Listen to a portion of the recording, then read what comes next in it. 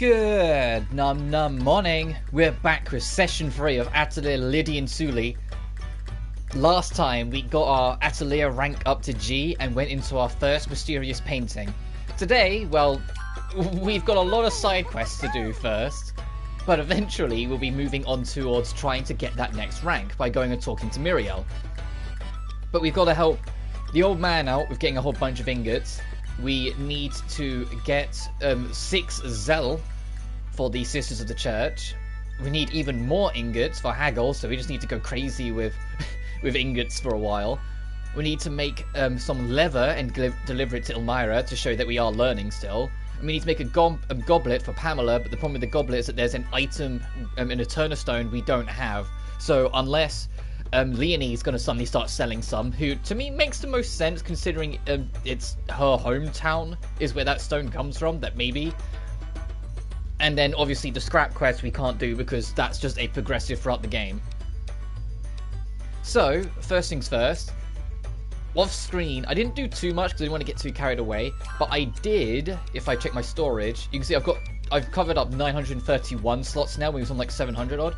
I've just grinded a lot of materials to try and keep us on top of things. So firstly, oh yeah, I also made the wind bombs and whatnot. The water bag is actually very helpful. You can use that to just get natural water wherever you are instead of only in town. But we've got 8 Zettel, so that's fine, we can turn that in. But my priority is, I favorited ingot and cloth just for sake of helping us. I want to make a lot of ingots.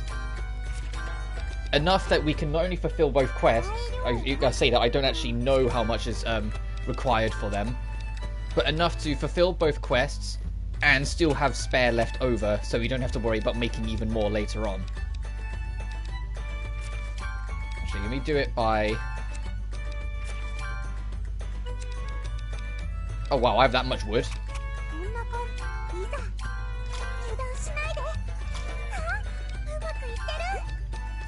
So even though it doesn't matter too much how I make these, since most of them will be giving away, I'm still going to put a little bit of effort into it. Just in case there's some leftovers that are quite nice.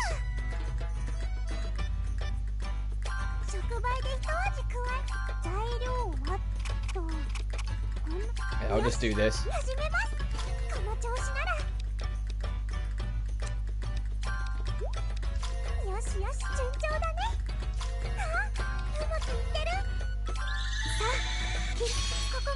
I'm glad there isn't a time limit in this game because wow, a lot of time passes until you craft literally anything. 24 hours to make some ingots, that's absurd. And the worst part is I think Atelier Sophie was exactly the same. The only reason I didn't notice it so much in Theoris because we had the costume that reduced the effect of time travel when crafting things. Or time process when crafting things. I'm going to make one more batch and I think we'll be good.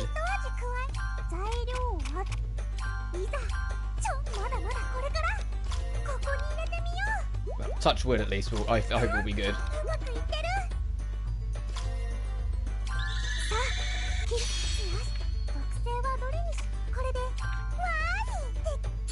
Nice, level 15 as well. So we're making progress on our alchemy level. The maximum basic effect level is now 11. I'm aware that for any positive ending beyond the normal ending, you need to be at least alchemy level 50. So us doing all these side quests and whatnot will do a lot to help us do that. Anyway, that should do it. You know, Lydie, you're getting pretty good at alchemy. You think so? Yeah, you don't get the neutralizers wrong anymore, or tip the cauldron over in a panic. You know what? You're right. The same goes for you, though, Sue. You don't get the heats wrong anymore, and you don't break any flasks anymore either. Yeah, you're right. I think I'm finally getting the hang of the basics. You're right, we're definitely improving. Come on, Sue, let's aim even higher. You said it. We'll be the greatest alchemists in the kingdom one day.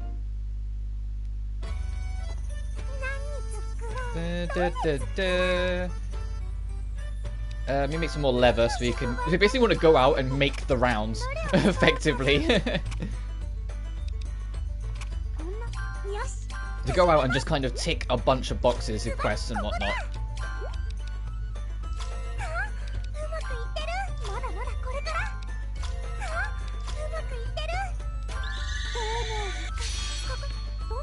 I have no idea how much level we need, but I imagine not many to show Elmira we are learning. Oh, we can make a granite. We actually picked up some raw granite. Oh, we did. Not much, but enough. Ah, I hope we can get purple neutralizer soon.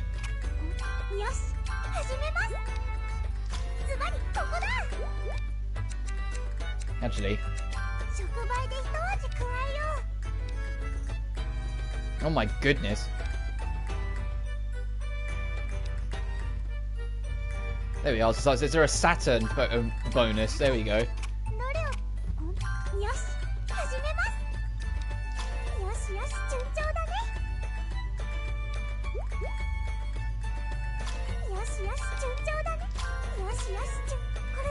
The blues don't matter as much, that's why I didn't mind. Quality up.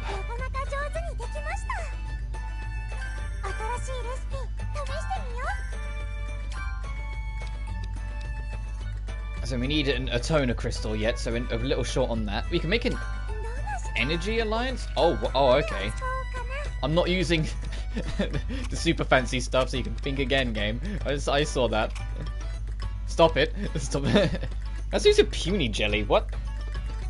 Actually, no, it's not, because it's a... We need a red.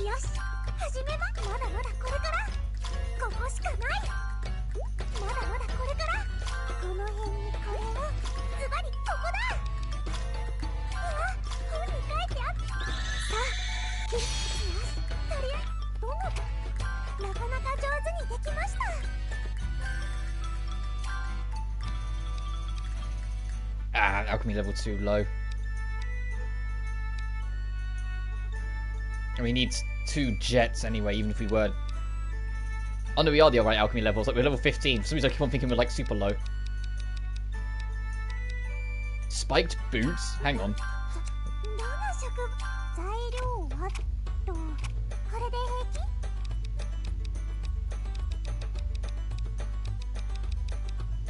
Do we have any blue?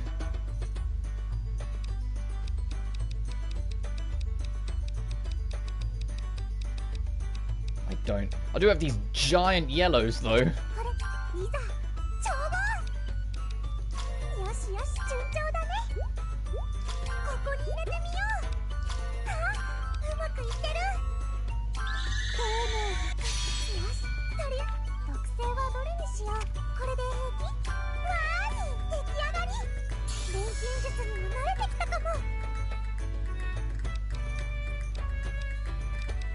There's something else. Oh, we already made the mushroom stew.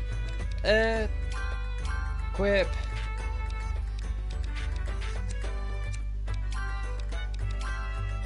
Oh. Can we make a better spike boots?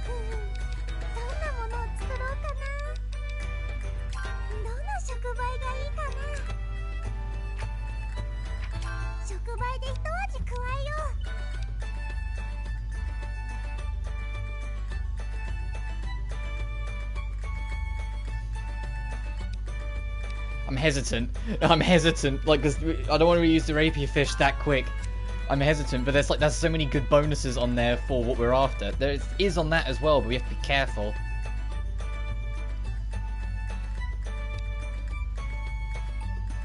My God, look at that smorgasbord in the middle.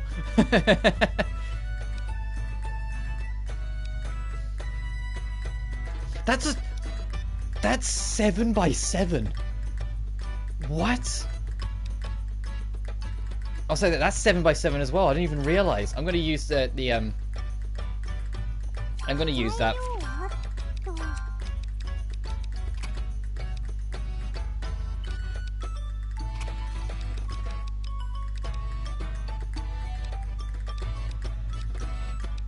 I wish I had a blue something for this for a Fred.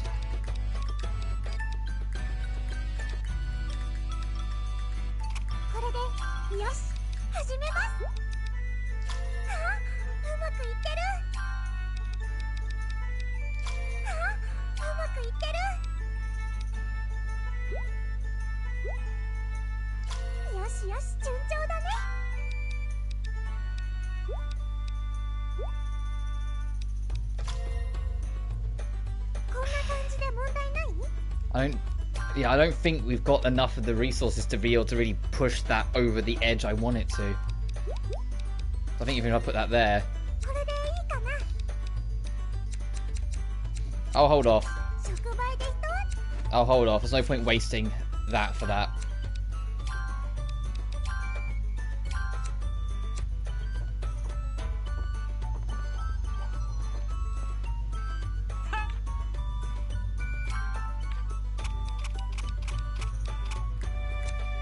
Oh, you're a monster. Oh, you're a monster. We need to make way more ingots. Because we still need some for the other thing as well. I should have known the twins' father would be a problem.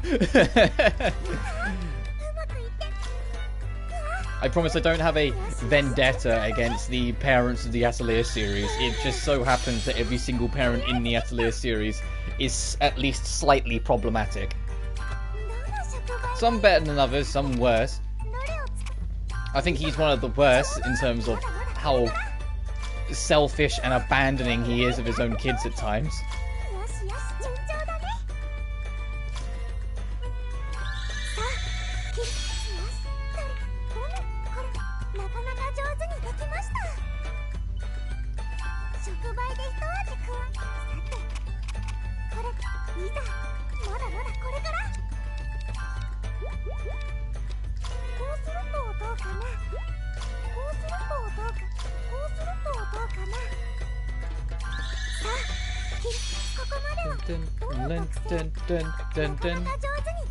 At least the music's nice. I really like this Atelier theme.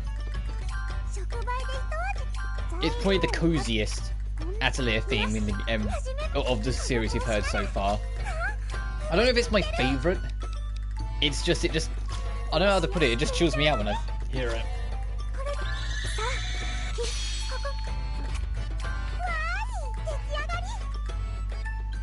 Alright, is this enough to please you?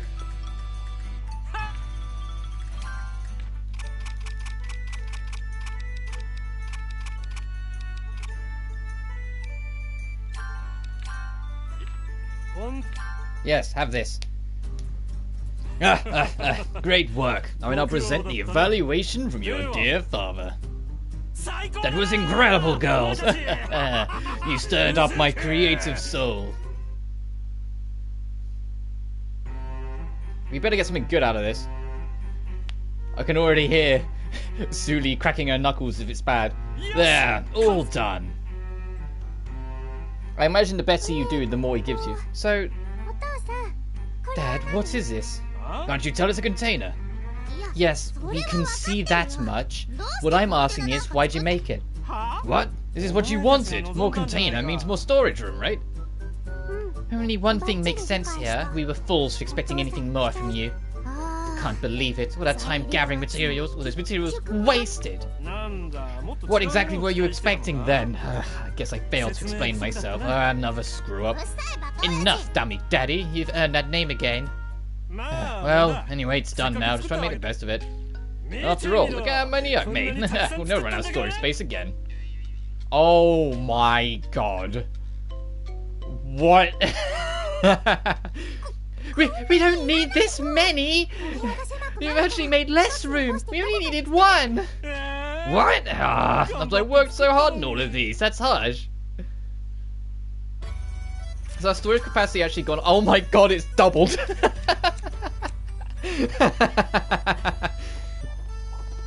It gone from 2,500 to 5,000. Jesus Christ, Roger. Okay, so this game was clearly when they started moving away from limitations. They were starting to move away from it then. Like, there's limited on what you have on you, but the actual box, we can just go crazy. And Hagel needs some ingots as well. I don't know how many he needed, but we used a lot, so let me just... Yeah, I want to go in with at least 8.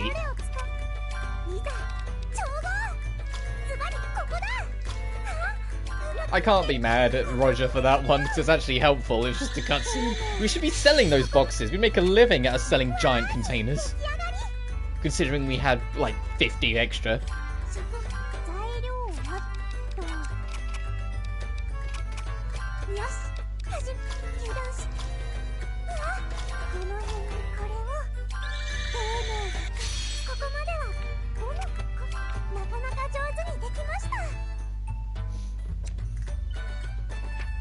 Anyway.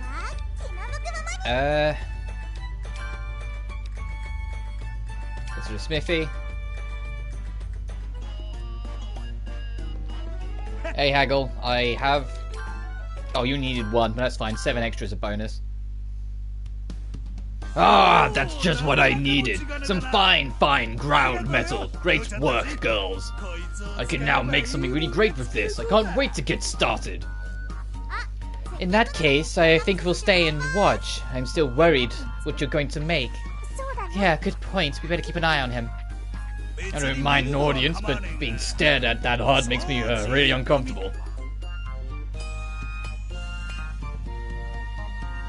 Good, it's done. What is that?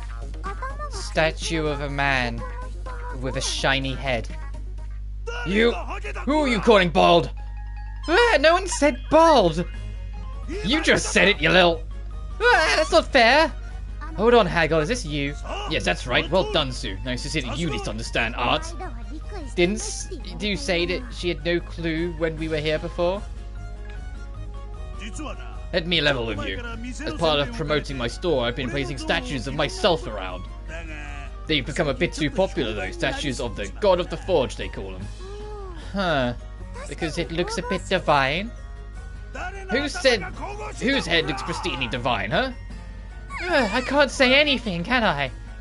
I don't mind a bit of fame, but it has its downsides too. You can't be too careful.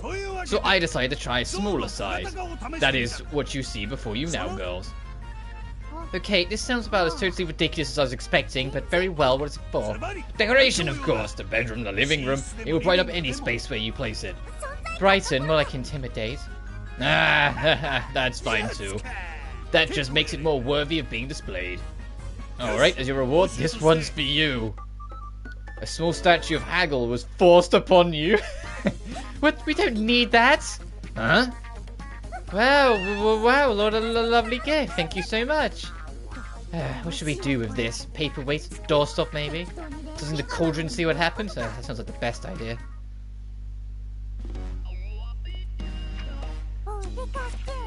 What next? Zell to the sisters. And lever to Elmira. Because we can't do the goblet for Pam just yet.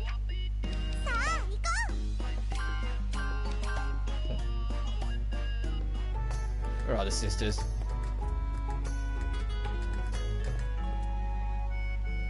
Or do I have to just give it to you? There we are. Here you are, Sister Grace. This is the paper you asked for. Oh, thank you so much. The quality is quite remarkable, too. Did you really make all this? Yep, we sure did. We made it together. Then I'm very impressed.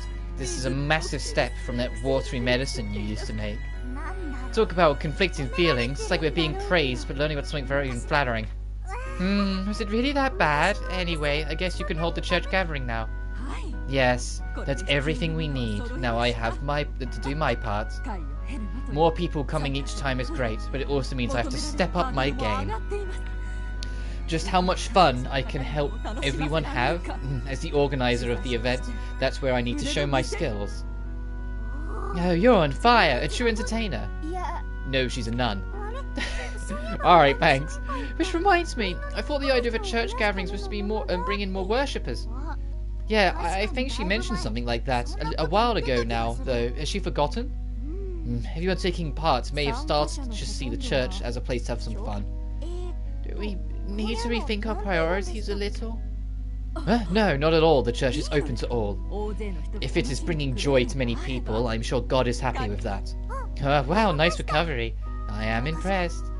Flawless dodge as always. I have preparations to make. Farewell.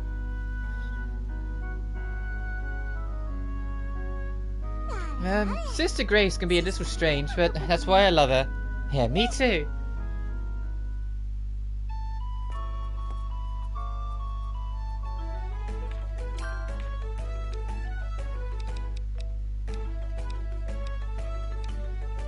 I need to find out if Corey will charge us or if Corey will accept milk tax when it comes to duplicating our items. I think she's just going to charge us again because it's in person and not a doll.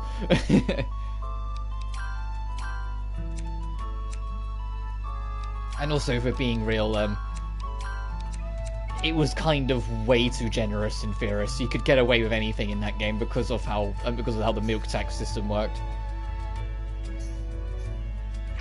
Alright, next on our bucket list. Well, there's only one thing we can do, because we don't have any Atona Stone. And the scraps is something we're going to work on throughout the course of the game, I imagine. So we need to go deliver some leather. I mean, firstly, I'll at least pester Leanie's shop, just on the off chance she sells it.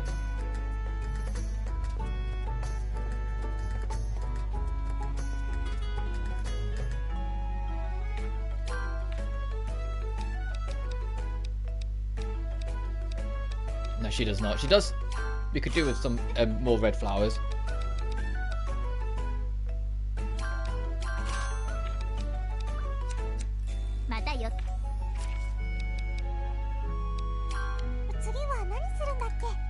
Oh, I need to turn that in. I don't know if the game will let me because I ran out of time. But I did do it before I ran out of time. Well, I guess we'll find out. Ah, it does expire, damn. I went and fought a griffin off screen and I forgot to turn it in.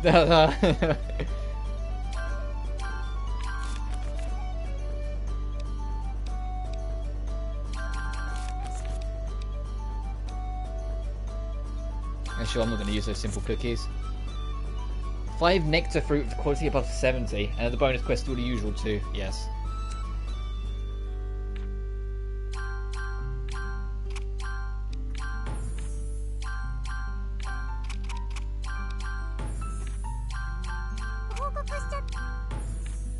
Nice. Whoops, that was my bad. Assuming... here we are. There's so much crap in your way, Amira. You need to clean up your room. Oh, you only want one lever? Okay, have the best quality one. Good, good. It looks like you've done a great job. Well done. How about that textbook? Did it help you? Yeah, a lot. It was so easy to understand. With all the images and diagrams, I could read it too, no trouble. You have great taste in textbooks, Elmira. Whenever did you find it? I didn't buy it, I made it. You made it yourself? Your handwriting is amazing. That's what you take away from that revelation? Well, I guess I'll take it. The textbook I used myself was really difficult, very hard to decipher, just horrible. So I decided, if I ever got students of my own, to make my own textbook for them. I really broke down everything I had trouble with myself, so it should be quite easy to follow. It was. Thank you so much for doing this for us. We'll keep our word. It's safe, we promise. Hey, we'll make it a family heirloom. You don't have to go that far. A bit of an exaggeration there. I hope it can be of help to you, though. It wasn't easy to make it, I can tell you that much. Show me all that hard work was worth it. We will! Oh, and do you want me to write a book report on it? I can do it if you like. No, that won't be necessary.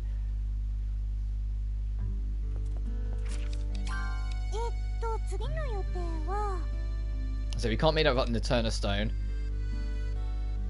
And we can't get any more paintings just yet. So let's rest the night and then go up to the castle and see what we can get.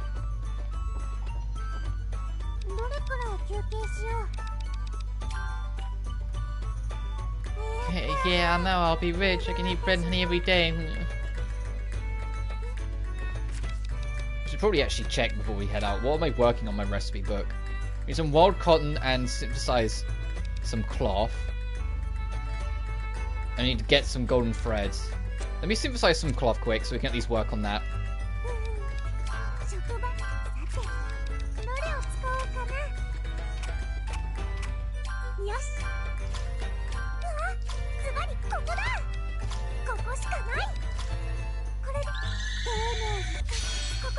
I don't know if it's going to be the whole... I hope it's the Atelier Sophie structure, but it won't be. No, of course not. The Atelier Sophie structure was as long as you fulfill one condition, you unlock it. Whilst you have... Get some wood and get some threads. Make a red neutralizer. Oh, we can just do that in a sec. Make some honey. And we need to actually make that to begin with. Whilst we still haven't picked up crystal shards. But we need a Hakure stone.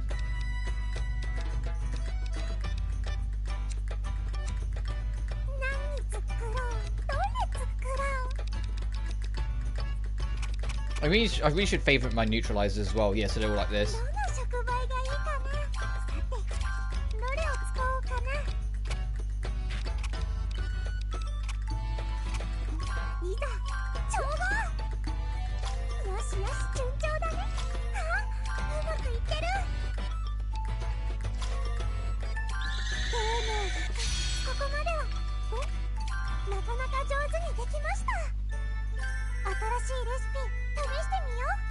So now we can make yellow neutralizer.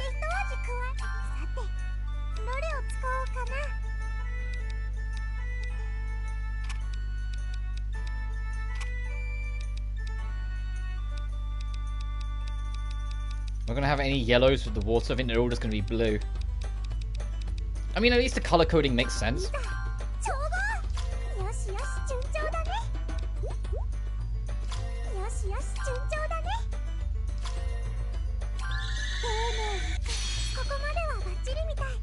Nice.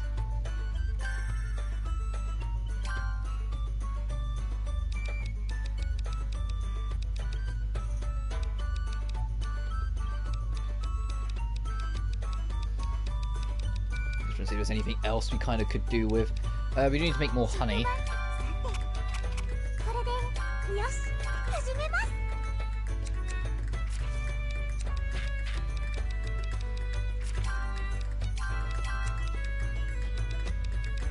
Are we supposed to get blue and green covered when all the honey is yellow? With the odd purple? Oh, I digress.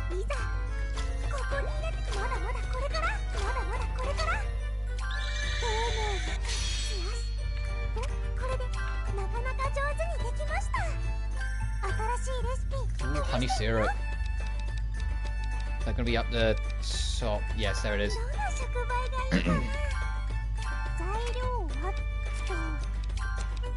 And make more tannin fluid as well soon.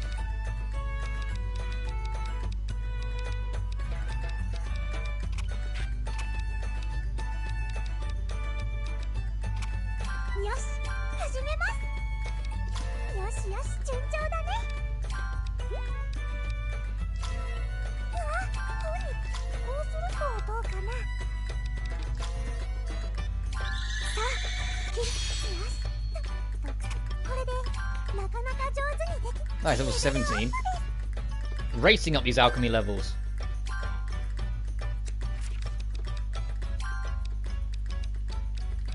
So it's just ice stone that we haven't picked up yet. Make the thing, because we don't have any jets. And get some crystal shards at some point in this universe. Wood, getting something wood, we'll do that just fine. We can make that now, actually. I just realized our level's high enough. We can make that.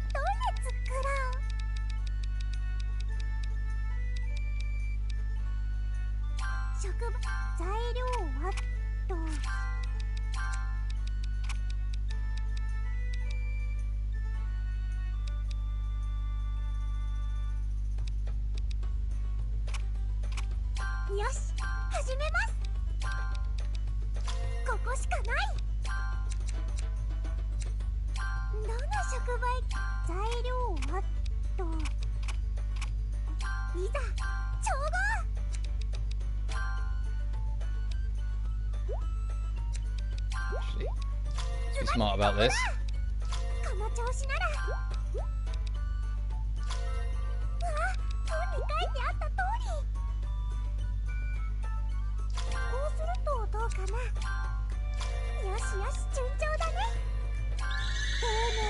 Oh my god, that kind of whizzed away.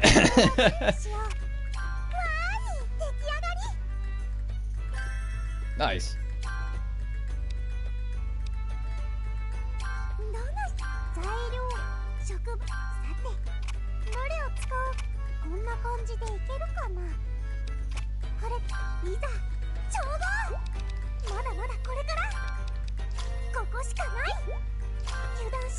I think we need to go raid Leanie's shop soon.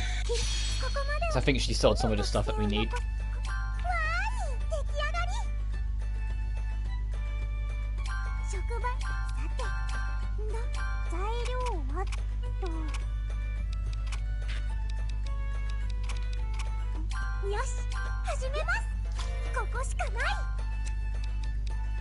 Oh, we have no yellow, so that doesn't matter.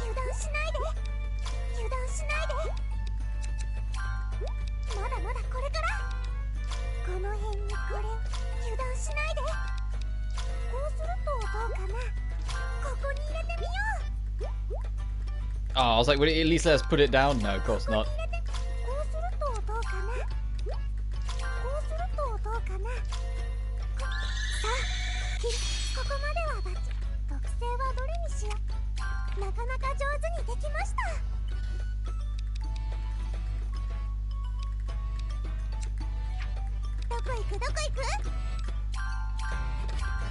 I made it nighttime again by the looks of it.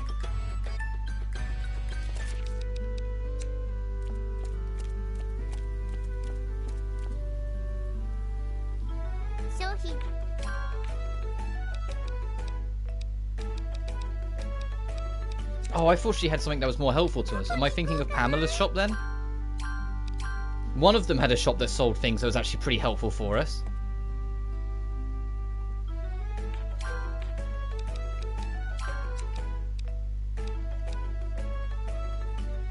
Oh Jesus, I get the expense jump.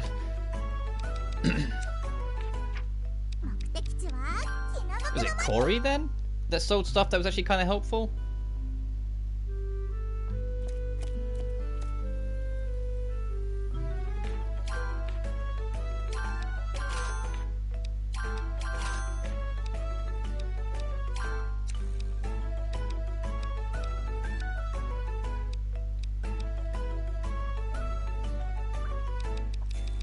Oh, Corey does help sell some things that are nice to have. But not quite what I had in mind. Hard to ignore them, they're too good.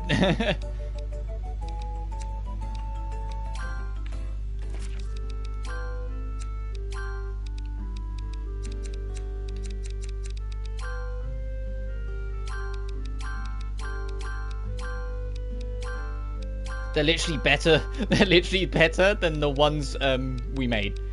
So yeah, Corey's the way to go.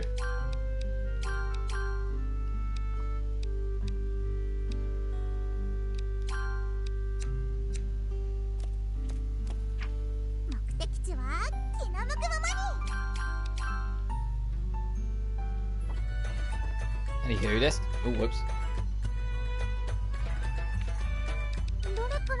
Let's rest till morn, and then actually head over. Actually, I'll save as well, since we've gone kind of crazy already for the first half hour or so.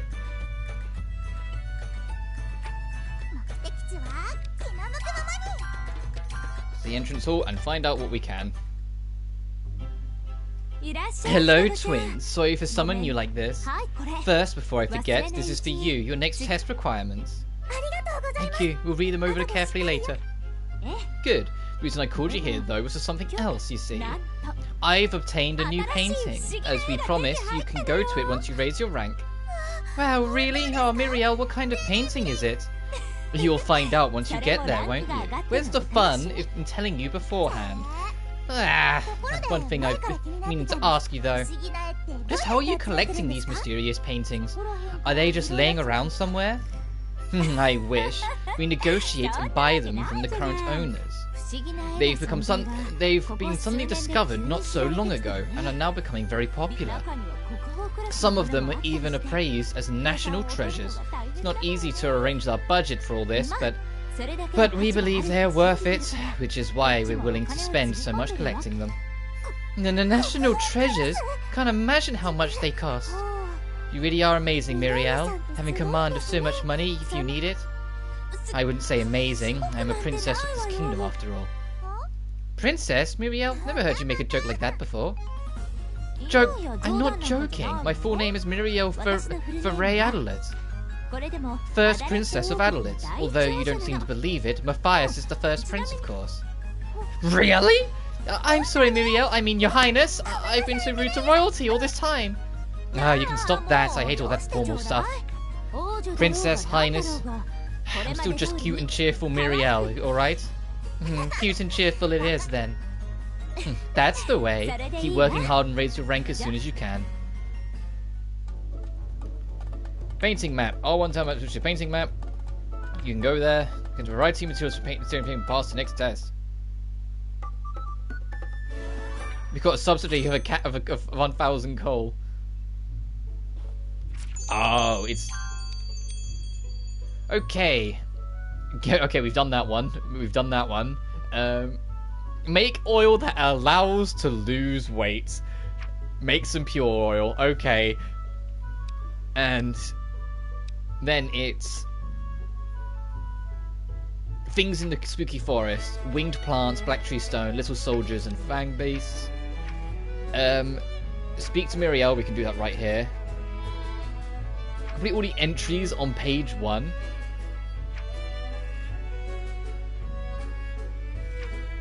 Use temple slide. We don't care about Matthias so much. And make a yarn coat. And then finally, get free plant oil, get free princess grasses, obtain free washes, and battle some monsters. So let's...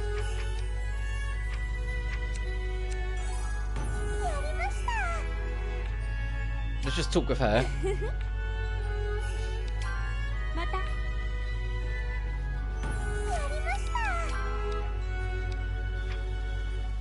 Oh, we have to visit, so we have to like leave and re-enter.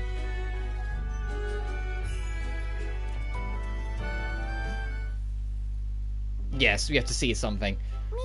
Muriel, what a crazy line. She looks so too busy to see us. Tax related. Take these documents to the tax office. Oh my, divorce? Fill this form. Next. Wow, she's gone through them so quickly. The line is almost gone already. Hey girls, despite your atelier rank. Oh no, he's wanting to talk to you actually. That's more than welcome. Work, just calm down a little too. You handled that work so efficiently, Muriel. Yes, well, I have confidence in my work. I've been doing this since I was small after all. Wow, that confidence is so cool. You're wonderful, Muriel. I know, cheerful, honest, and just so skillful. Just the kind of woman I want to be when I grow up. Oh, wow, have we made you blush? Don't. What? Don't praise me like that, I'm just not used to it. I've been living in a world of adults since I was a child. Doing this job is just what I was raised to do. That's unexpected. You're so beautiful, well-dressed, and smart. I know, you have such smooth skin too, not to mention your wonderful handwriting. Hold it, girls. Stop it. Stop it. I can't stop blushing. What are they playing at now? None of your business, Matthias.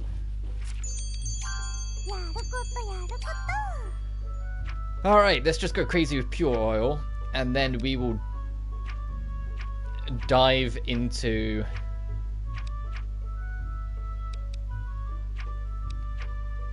Oh, there's plant oil and pure oil. They're different things. Let's make plant oil, and then we'll dive into Spooky Forest, see what we can pick up. If they do, what man? All hail Matthias. I don't like Matthias. I'm sorry, dude. I find him annoying, but hey, dude, you're doing well. I'm with the twins and bullying him.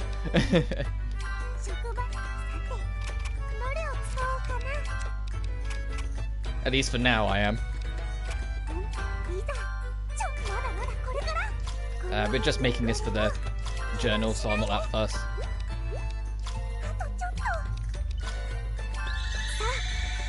Yeah, good to hear, dude.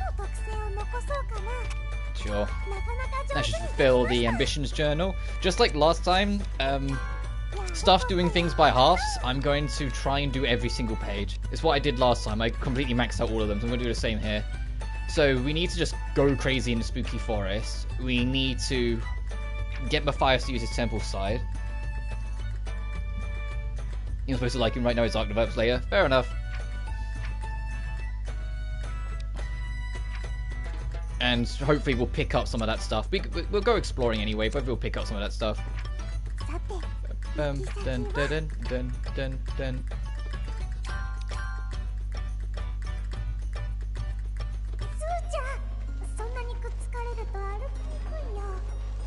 So what are we actually killing in here? I was just going to go on a spree, but I should really think about it. Little soldiers and fangbats. I mean, I still can go on a spree, but still. Didn't like him at first either. Fair enough.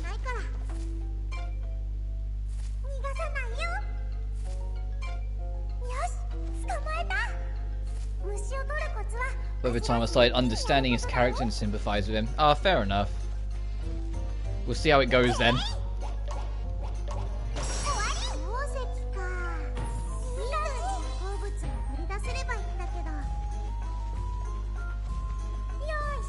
That's a little soldier, isn't it? Hey! Oh, I need,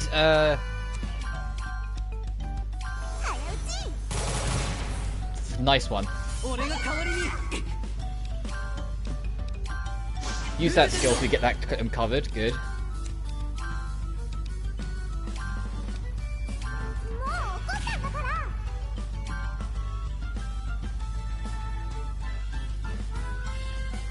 So you're realizing what I meant by more than one world. Yeah, I like it. I'm genuinely enjoying this game a lot already. I like how it's handling things. And I also like that they introduced the whole storage limit thing. Like, you know, that's usually in these games. And then almost immediately introduced a quest that made it 5,000. So it made it, like, near worthless to worry about. So we did the quest for their dad, and our main container space is now 5,000. Game is ludicrously ambitious. Yeah, I can tell.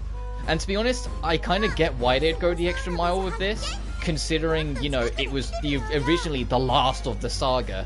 When they were making this, I heavily doubt making a fourth game was even on the table. They were probably like making this and then planning the beginning of the Secret Saga. What else can I do while I'm here? More little soldiers and then try and find those bats. I'll just stop moving through the areas then. I don't know if it's a DX thing though, but I haven't played as Sue once, yet look at how many things I've unlocked in her recipes. Well, since like the stream one. Like, I don't know if it's just a DX thing where you can unlock Sue's recipe book without playing as her, but I haven't really been playing as her at all. Paying off. Name's worth of stories in these games. Yeah.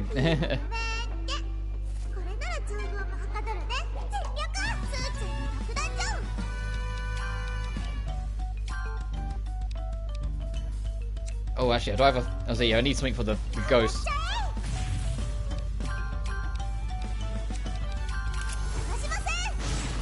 Oh, what do you mean, miss? You could have just given me the IK. My first DX or like CDX. Yeah, at least the impression I've got... Because everything I read up said that you need to play as Sue to unlock Sue's recipes. But I'm playing DX, and that note was talking about the original. And I can tell you for a fact, every time I fulfill the condition, it's a slightly different animation for Lydie, but she basically reacts like she's noticed something for someone else. And so I think they got rid of that restriction in DX.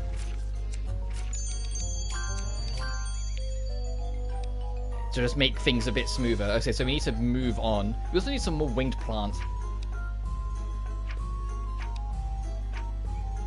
And all them, I think we'll just find in the overworld, so we have to look around.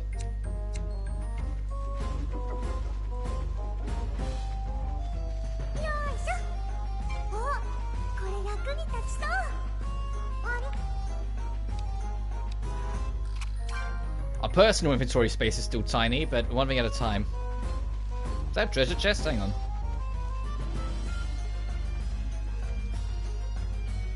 That's for the best, which reduces the time consuming. Yeah, it's an annoying mechanic, so I'm glad they've done away with it.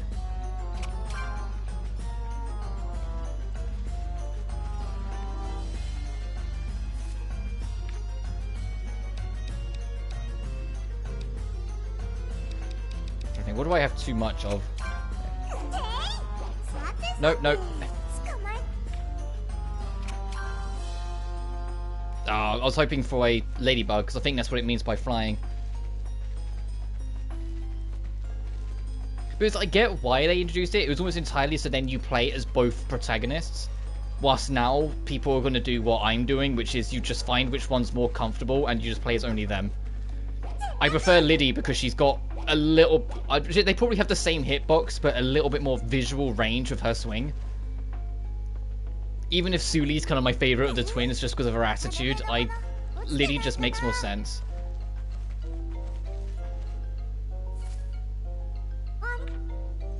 Ooh, I want a Mystic Herb. We've got like none of them.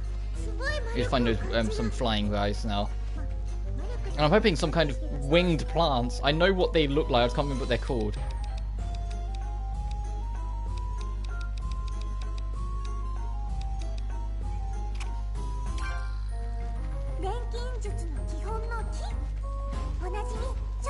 Following reasons.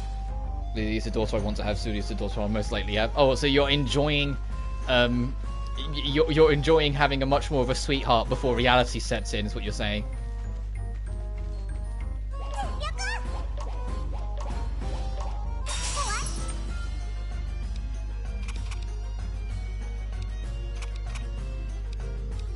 Absolutely. Fair. Ooh, wool. I don't think I have much of that. You know, I need to stop collecting resources. I need to find some bats and kill them and leave so I can store things away. If I learned anything from my little sister when she was tiny, she was pretty bratty. Oh, fair.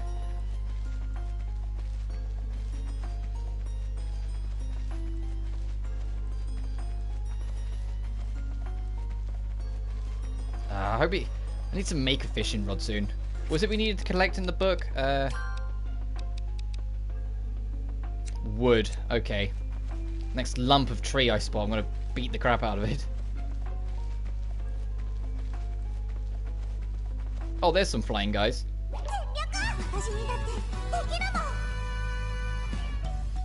Oh, she got a bit. She got kinder. So that just tells me she was raised right.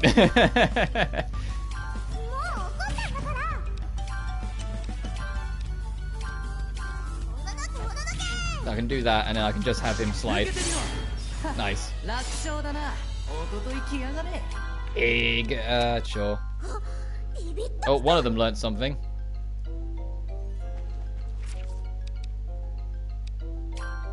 That's what I mean. That recipe, I don't think... Whatever that was that I just learned. Yeah, that was for Sue. That was a Sue recipe, but I'm playing as Lydie. That must be his brother. She grew up, right? Yeah, but... It's fine. Everyone has their things.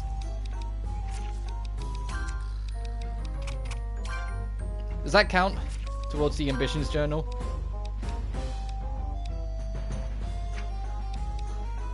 Or the recipe book, sorry? Probably not. Oh, I can't remember where it was. Okay, there it was. No, it doesn't. Oh, here we go. Don't be so harsh on yourself anyway, one man. You do all right by my book, at least.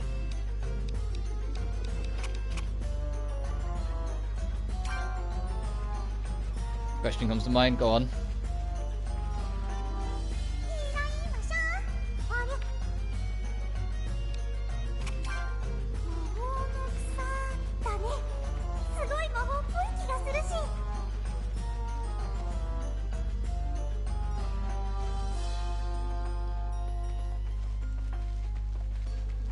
Where's one more bat?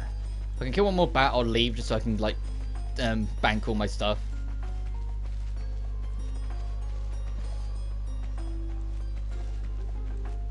We'll go on to tabs. Maybe it's just that it's not as overwhelming.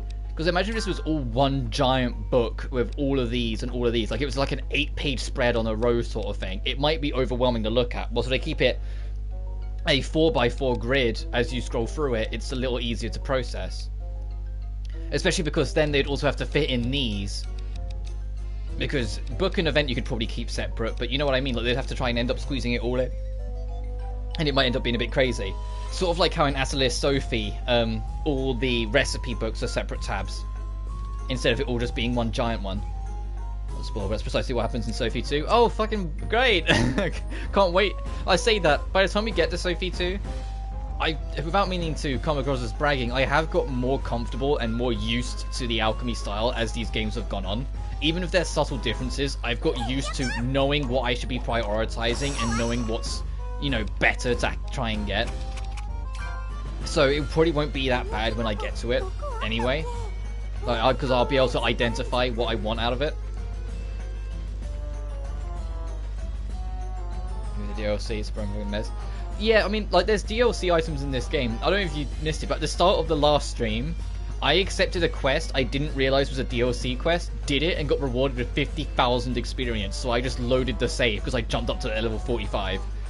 And I was just like, okay, I'm just reloading the save because I felt like cheating. So yeah, there's ways to break it in this as well. There's a DLC quest where you fight a basic puny that drops a mountain ton of experience. Yeah, I have the Ultimate Edition of Sophie 2, so I have all the DLCs. It's the same for both Riser 1 and Riser 2. I have all the Ultimate Editions, or the equivalent of, so we can just go through all the DLCs and such. I brought them purposely knowing I was going to be streaming them. So I was just like, well, might as well just have all the content.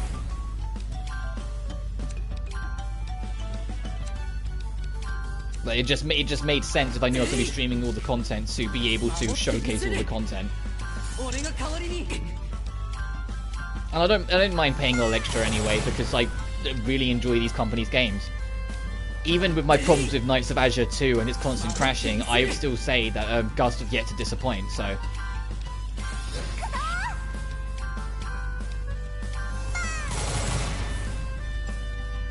Also YouTube. Yeah, it's what happens.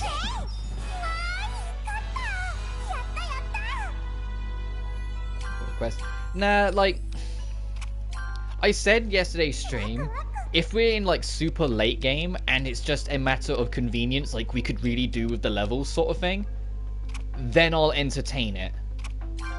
But the fact that we had just started, I don't want to be level 45 after just starting, because otherwise there's no fun in learning the game. There's no fun in actually having to figure out enemies. You just rinse everything, you know?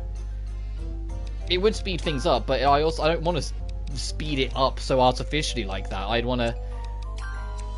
I don't know, maybe it's just a me thing, but I like to take my sweet time in any kind of RPG. And the idea of doing that, like, to give a comparison, in Soul Hackers 2, there's a system you can turn on if you have the DLC. Answer that, to be honest. Oh, well, yeah, because the alchemy level seems more important than your actual level, at least in this game. It feels that way. Plant that flies in the sky, and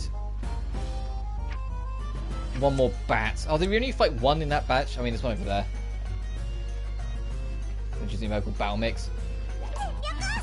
Well, so if it gets to a point where it feels like I should, then I will.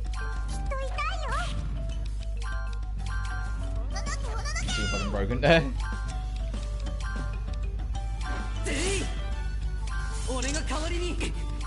I'm just hoping that Corey will open up a duplication shop before we get too far in. I don't want to have to pull a Theorus and wait until after the credits roll before I can start getting duplication.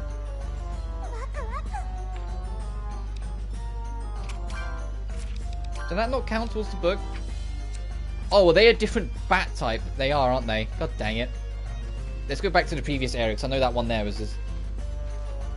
Yeah, is this the game that you were telling me about back in Atelier Sophie, where you said that you can get damage in the millions if you play your cards right?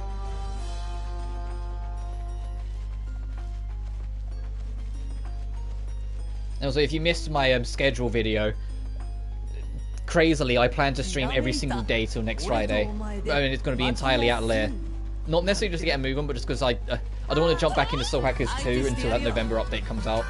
Okay, these are Fang Bats. And I want to make up for the amount of streams I've ended up missing. Yes, this is the one. Oh, great.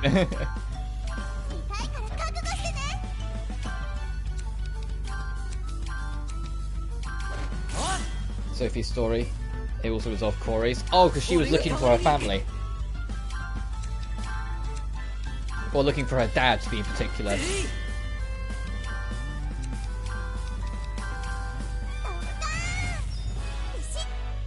Waifus, tiny born.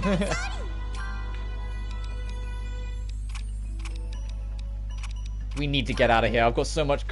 To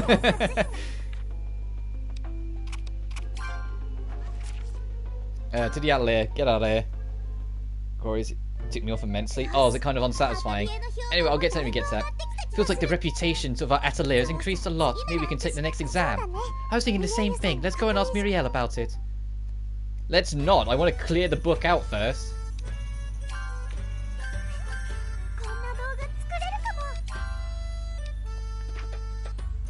So we need to get a winged plant, so we're going back. And then those three. The Washka. Have we picked up any of them? Actually, I remember you telling me a little about this in Atelier Sophie, because I was asking about it and they went, yeah, they resolve it in another game, but you weren't too keen.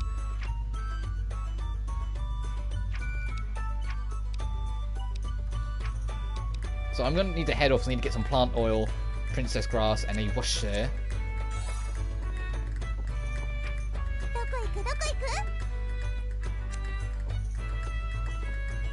What's the star on the Atelier? Hang on. Let's leave and re-enter, see if it triggers a cutscene. It does. Hello. Ah, Lucia. Are you here for some tea? Finally, a social visit. I've got a new card game if you want to play. Oh, Susan to Yu-Gi-Oh! Got it. She's gonna summon her blue eyes. No, that's not what I'm here for. I'm here today to declare war. War on you both. War? It's the owner of the Atelier Brotherin, and as your... I will not be defeated by you. That is all I've come to say. Goodbye. Wait, hold on. What was that mean? I didn't catch that part. That was so sudden. She wants a war, though. That's what we'll have to give her. Lydie, we need to be ready for anything. We can't afford to lose to Lucia. Send your uncle to the Shadow Realm. You're right. We shall redouble our efforts to... Anywho. Can we get anything out of the Weisberg duo? Drossel's up to her usual mischief. And Ferris is... Not Ferris, Fritz, sorry, Jesus. Ferris just really just quaked in her boots, like, why did she just call me that? Speaking of Ferris, whenever she wants to show up and say hi, she's welcome to. I can see her Atelier. I know she's there. We buy shit from Leonie all the time. I know she's around. Let me see her. Let me see my child. Okay, that'll be interesting. And from Yu-Gi-Oh! Because she was trusting Zodiac. No, she was the one that always brought a Monsters Reborn. You know that's a bad card now, and she'd bring up the rulebook and be like, actually, no it's not anymore. She's one of that player, so it always actually is people. Yeah, I gathered. When we meet Ferris, she'll probably invite us in. I just hope Ferris sells Eterna Stones.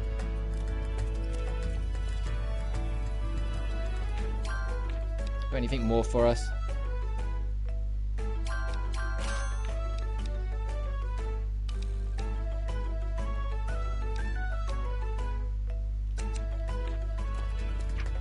Let's head out. No, oh, I just realised. On the painting map, there's a little area at the top. That was the where we started, wasn't it? I've been that actually guy before. Oh. Depends how you were about it. Some people, they actually then respond to something interesting and have an interesting conversation, while some people just really want to rub in that they know more than you.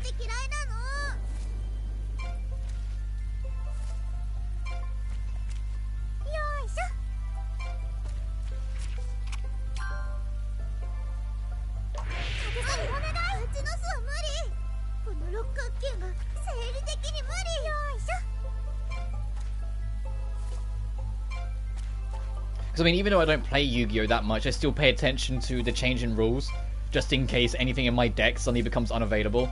Which did happen before. It did happen before. I had a card in my deck that suddenly I had 2 of, and it suddenly became restrictive, and I was like, "Fuck!" I had to remove one. That's my version myself. Yeah, but we've spoke about this many a times, dude. It's all part of growing, isn't it, for us?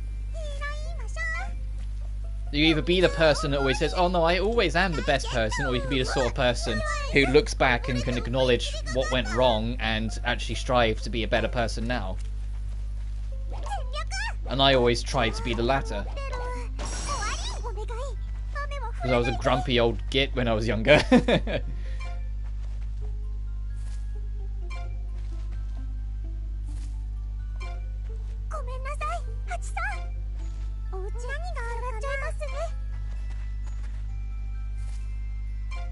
Oh yeah, ambitions journal. See one more winged plant. Need some princess glass, plant oil. Plant oil might be in the farm in the other area, and a washka.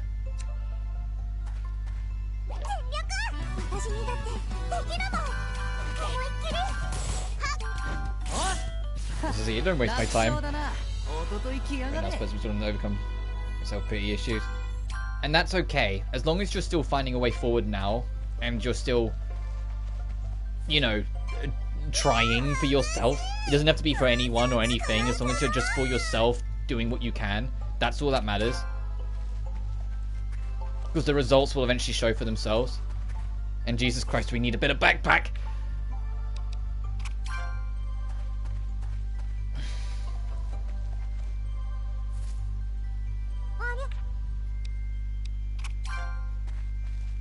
I also just need more princess grass to show up. Oh, where'd you come from, slime? I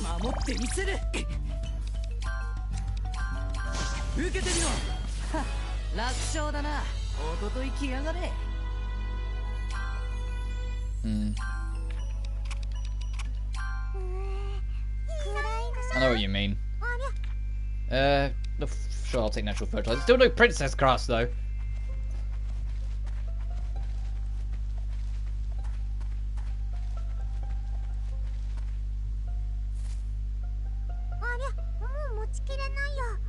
We found my footing, and that's what matters.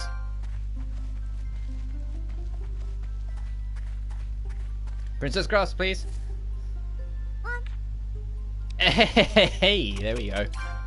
Not enough to satisfy the book.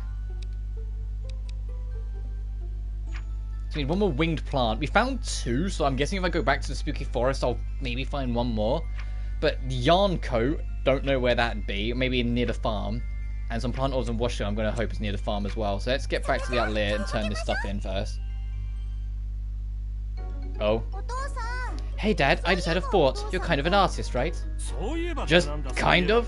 You've been an artist and alchemist for as long as you've known me. Whatever. Does this mean you know about mysterious paintings? Where did you hear that name? Why, some alchemists on the street were talking about it, that's all. To answer your question, yes, of course I know about them. Mysterious paintings are pieces of artwork created using alchemy that have worlds inside them. Many alchemists have tried, but few have succeeded in creating them, making them very expensive. Their existence has only been proven recently. Until that, it was all just rumors. As an interesting note aside, the first to ever paint one was a female alchemist named Naigi. Stop, that's too much information to all absorb at once. Kind of surprising too. You should know a lot about them. It's almost like you've got one in your basement. What? Nothing? That's because, like I said, I'm an artist and alchemist. Oh, is he making one? Is that what we entered before and it's just unfinished? He's actually making one. Which is why he never pays attention to his kid, never does any of his chores, and in general is kind of a terrible father. Which leads me to the next topic. That painting in the basement looks pretty mysterious to me. Me too. We were told that if you went inside, we saw a different world in there. Nope, there can't be. I painted that picture. I can't make mysterious paintings. Never. As always, so confident about the stuff you can't do. In any case, you thinking you went inside and it was all just a dream. Just forget all about it. Another plan fails. I'm not giving up on that painting yet.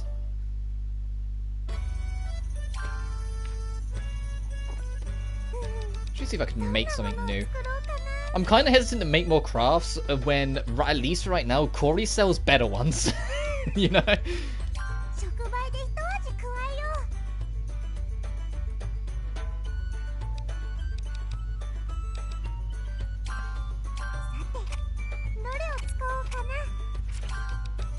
Oh my fucking god.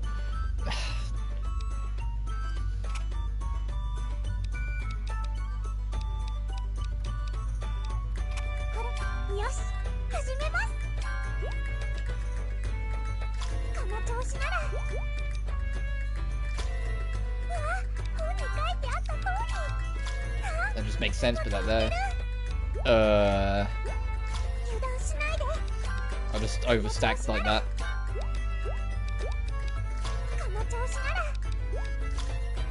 There we are. I don't really use this thing, but you know, extra alchemy experience is extra alchemy experience, and we're level 18. So I don't think I used it really at all in both Sophie or Furious, the Imp's Mischief. I just never really saw worth to it.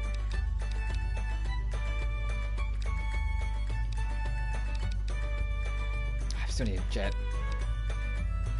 We still need a Natona crystal. Furious, please show up so I can convince you to open up a shop for me. Since Leonie isn't selling what I need.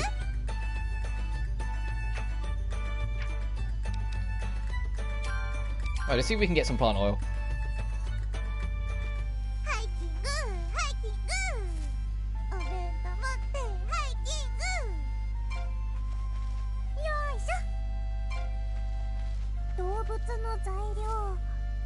I don't know why I'm checking over here. It's almost definitely, if it's going to be anywhere, it's going to be closer to the farm.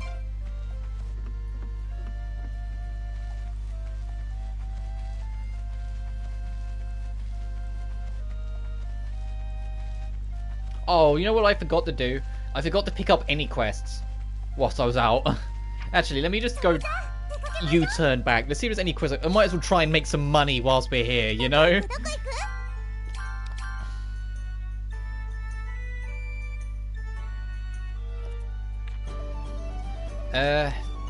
Beast in the Forest. I've got so much of that to have one.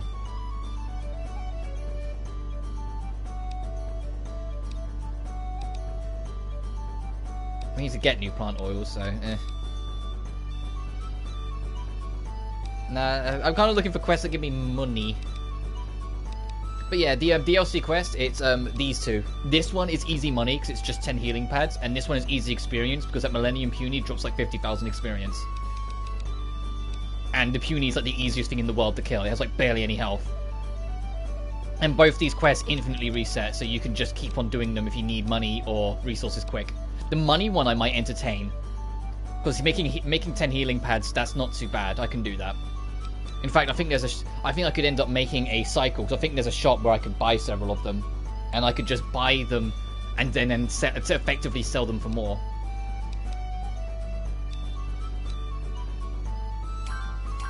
I'm not sure, so we're going to try and pick up more plant oils anyway. And I know where that blood flower is, so I'll accept it, and we can try and take down a Griffonian while we're out and about.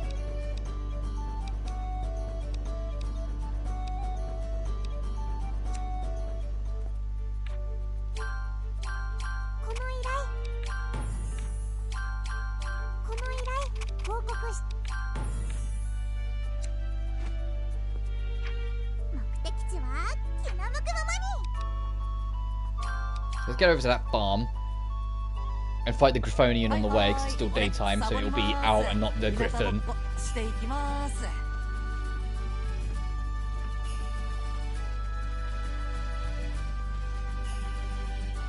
Oh wait, big guy.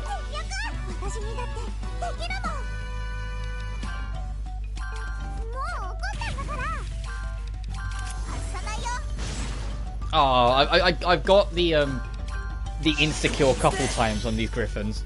So I was optimistic I might get it again. It's got like 4 health, yeah, just do that.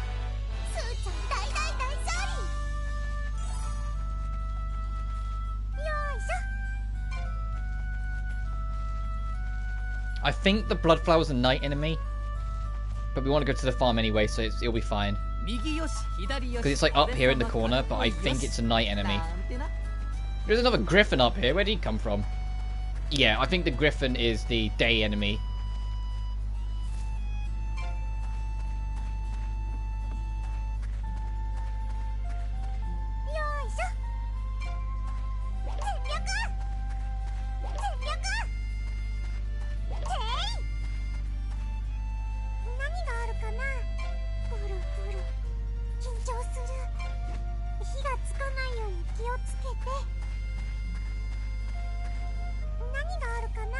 Hopefully we'll find some of the resources we're after while we're here.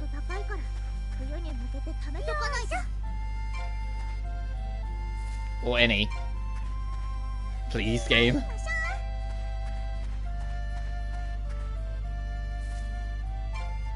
Does someone sell plant oil then? Is that the mistake I'm making?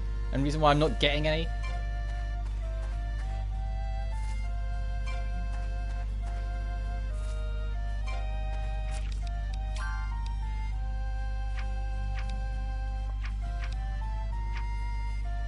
Maybe.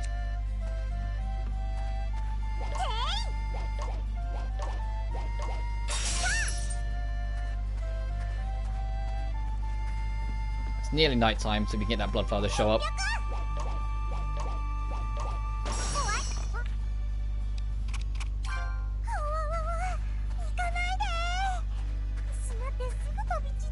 Is that just an egg? It is. Oh, and it's a big egg.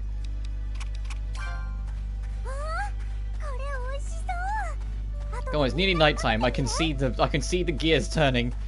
Come on, clock. I know you can do it.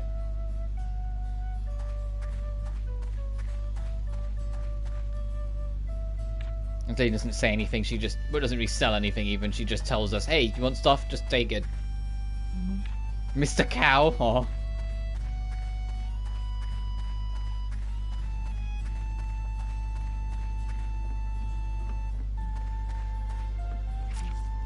Yep, don't have a fishing rod yet.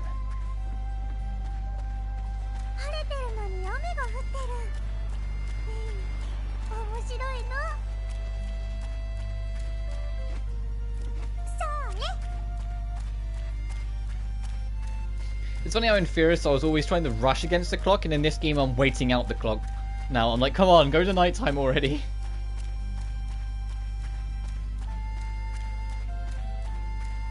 I think if I transition it skips time, but it was so close to it, there's no point. I'm just going to wait for it to teeter over and count as night, which should be any second now anyway. I think.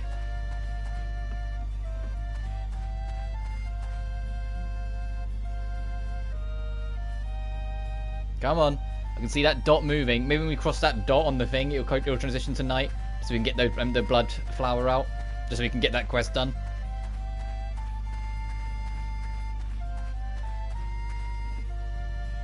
There we go. There, and there it is.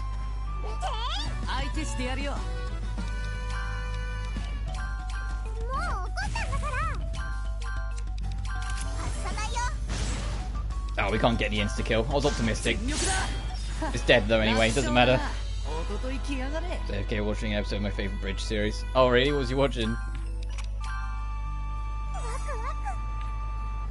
Only a yellow flower, that's not really worth it. Let's get out of here.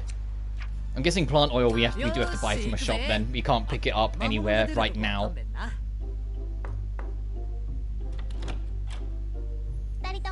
You two aren't slacking off, are you? Your teacher is here to check up on you. We're definitely not slacking off. We already increased our rank to G. Sounds like you were working hard. I recently just went up to rank B myself. Oh, Jesus Christ. Magically abridged by the Outback. I never even heard of that series, even though there was an abridged of it, if I'm honest. B rank? Oh, Myra, I'm stunned. We'll never catch up to you, will we? Never say never, but I am your teacher after all. I need to stay ahead of my students. We'll catch you one day, you'll see. We're going to be the greatest in the kingdom after all. Good, that's the spirit. Keep that goal in your minds. Anyway, now that I'm here, anything you want to ask, synthesizing, or anything else, fire away. There is one thing. Do you know what this material is? Oh, I've never seen this before. Where did you find it? Inside a mysterious painting, actually. You know about the Ilmyra, don't you? You're a veteran anime fan like me. Oh, is it not that well known? Yes, Muriel filled me in. I was too busy to help her out myself, though. Still, if you found these inside of a painting, they could contain all sorts of incredible powers. But anime is even remotely popular, someone made an abridged of it. Oh yeah, that I know. I'd never heard of the show. Which into use it, especially nowadays. It's not like the prime time of early YouTube, and there's only like 2 or 3 of them. And only one of those ones from that golden era is still going, that being the Yu-Gi-Oh! Abridged. I guess you're right. We wouldn't want to cause a massive explosion or anything, would we? It might blow our Atelier clean away. I'll just put them back in storage for now. I think that's the best decision. If there's nothing else then, I'll be on my way. If you need me, come see me anytime. Bye-bye, girls. Still has that extremely confident walk, that she rules the world. Material that even Teacher has never seen before. These paintings really are incredible.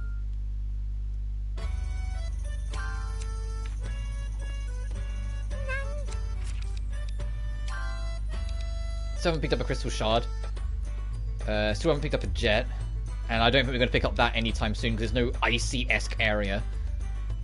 Still haven't picked up any wood. That I question. I think we've picked up a lot of wood, game. And the joint one is golden threads and some wild cotton.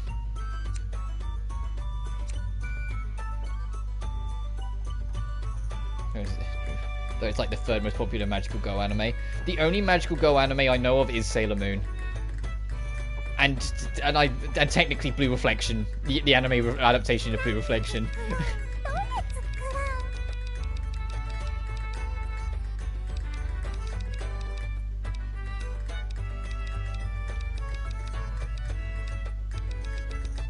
Oh, I was hoping we'd have... Let me just go shop scouring.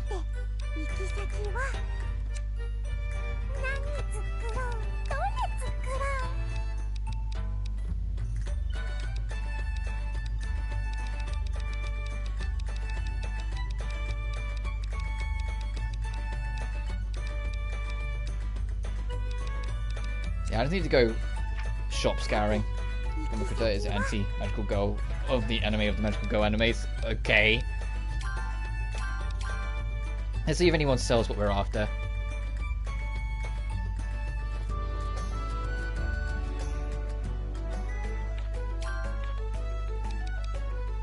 You still pure oil? Eh. I should, hang on, let me turn them in before I forget about them and they run out of time.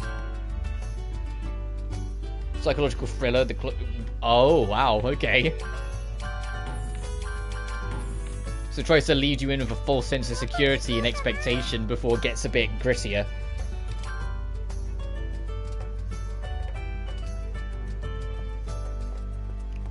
Leonie, do you sell anything that I need? Please?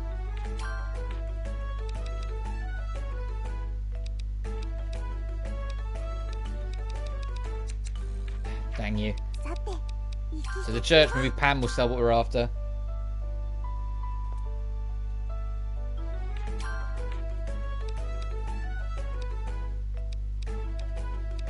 For goodness sake.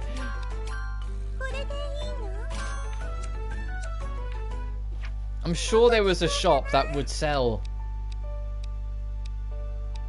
plant oil that we like bumped into at one point.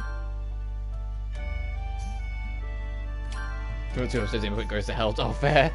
So it gives you enough time to kind of have an expectation as a motorbike passes by. So it's your AM. So we'll movies to follow up, and I'll just got second seasons announced. Oh, fair enough.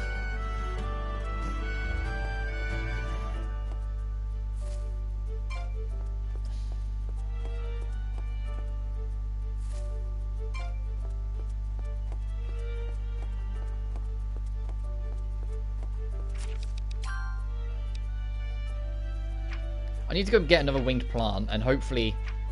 I'm starting to think the yarn coat and some of the other things, like the washka, we just can't do yet. You have to pick and choose. Figure out anyway, your studio shaft. Because I don't... I think I'm not... As much as I always be like, oh yeah, I watch my anime and whatnot, there's so many little things and like, or companies around the place that I've just never heard of. And I always end up feeling bad, 'cause it's like I should know more, but I just never do.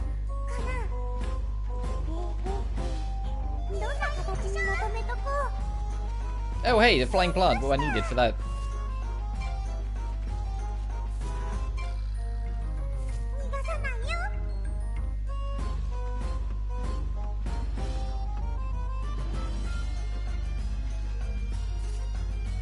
Fair enough. Like I used to, when I was a kid, I used to watch a lot more. And it's not that I got bored of it or whatnot. Or even if it was a time thing, I just kind of like narrowed down to like a few specific examples. And they're like the only animes I watch nowadays. You know, it's just as time went on, I decided watching less and less. There's amounts of both caffeinated beverages and anime. Oh yes, the worst combination. I'm jesting, but still.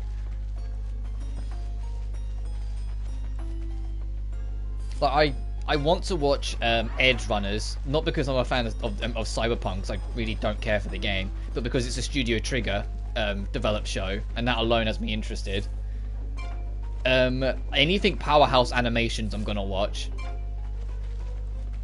because they seem to always be satisfying, and that's not just me being a biased Castlevania fan. It is everything they make seems to be has been really satisfying. City Life. Mixed feelings on Trigger. A lot of people do, but I kind of... Well, I know for them, their biggest hurdle for a lot of their shows is their endings. They have great openings, great middle pieces, but their endings always end up feeling rushed in a lot of their shows. But for me, I enjoy the ride more than enough that it doesn't bother me enough. Like, they can be a little like, oh, okay, but they never, like, detract enough for me to really bug me. Because, like, you know, that was the thing with Kill la Kill, is that when it actually ended, its ending was kind of like, oh, okay, that's it? Oh. Like, it felt like there should have been more. And even then, I was like, yeah, like you just said there, I was like, even then, I liked Kill la Kill's ending. I know it wasn't for everyone, but I liked it. Or, like, Premiere's ending was kind of all over the place, but I liked it for what it was. And I also, and I know... Technically it doesn't count because it was made by Studio Trigger before they were Studio Trigger. It was made by the people. But I felt Panty and Stockings did a good job.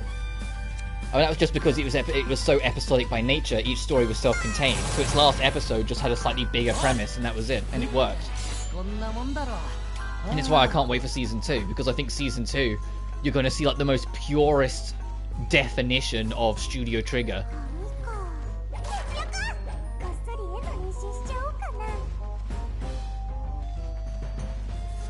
I do. It uses a different style when it approaches things, but it's a Japanese studio making a Japanese animation that's just inspired by Western things. It was a parody of a lot of Western media and how it was worked and how it was used, but I loved it. Not just because it was idiotic, but because it was so idiotic, yet it kind of full circled back around to being kind of charming. A cartoon to me? The thing is, I get that, but that's the point. That's what they were going for. It wasn't just that they were inspired by, like, American media. They were parodizing it. They were taking the piss out of it. Which is what made it so funny. And made it so enjoyable to me.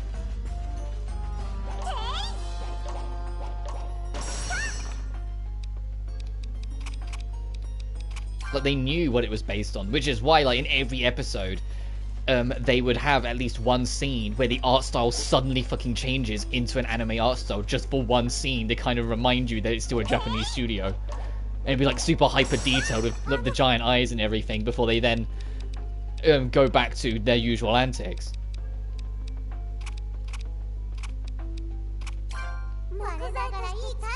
Oh, did that finally count towards the... How much wood did I have to get before it finally counted it towards the recipe book? At least I hope that's what that is. Good, we can now make a fishing rod. At the point of race, it just did not land with me. I didn't discover it until way, way later. And to be honest, I was looking for an alternative, like, just dumb switch your head off comedy show. Because I was kind of getting tired of Rick and Morty. Well, I know a lot of people still have this audience, but people still love it and whatnot, but I just personally was starting to burn out from it, so I wanted something different. And I had people like point out, like, hey, this is made by Studio Trigger, or was people that became Studio Trigger, try it out. And I went, alright, and then I just spent a whole afternoon laughing my head off at it. And I was like, this is brilliant, I need a season 2. Not every joke lands, especially, like, some of them, like, in reflection haven't aged well. I'm not going to pretend they have. But I enjoyed it for what it was. And that was enough for me.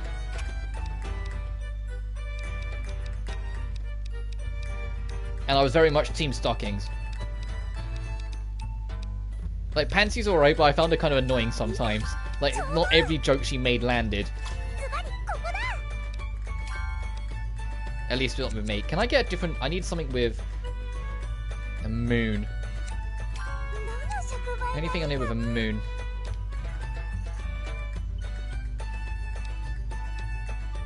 Ooh, +2 moon. What else is there before I just jump on the first thing? Oh my god, I can get up to +5 moon? Look at that.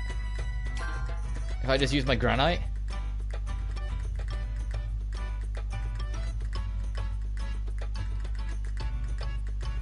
We are Western media at the point of watching it. Get away from that. It's my rule in the style of origin when it comes to anime cartoons. To Ruby and anime for the same reasons as I was the last Airbender in anime. That's fair. I get that, but I don't really think too hard on it. Because ultimately anime is just animation. Everything's animation. I just say if it's Western, I say cartoon for convenience, because then people know what I'm referring to. Like, I don't look into the specifics, nor do I really analyze any of it. If that makes sense, I just kind of just take it for what it is.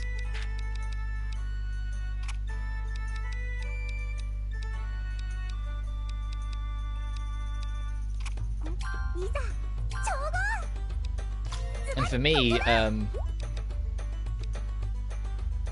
trying to think of what the word I'm looking for is. This is why I'm not. Why I'm going silent every now and then. I'm trying to think of how I want to word my point. Like Pansy and Stockings, Japanese studio. It's anime enough. Anime. Powerhouse Animations, however, are an American studio, but they specialize in. They're basically a bunch of weeps, and I mean that in the nicest possible way. They literally make their own Western animes.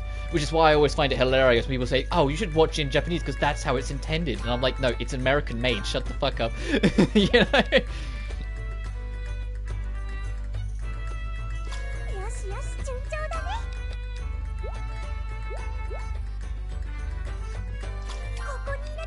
I don't know. Like, it's kind of... I get what you mean. And it is case by case dependent as well. Just for me, there's a lot of times where I'm just like I said, Pansy and Stockings I do treat as anime, but at the same time, like, I also treat Castlevania as anime, but then that's an American studio. I don't know. I don't know. There's somewhere in my head where I know what I'm talking about, but I just can't put it together.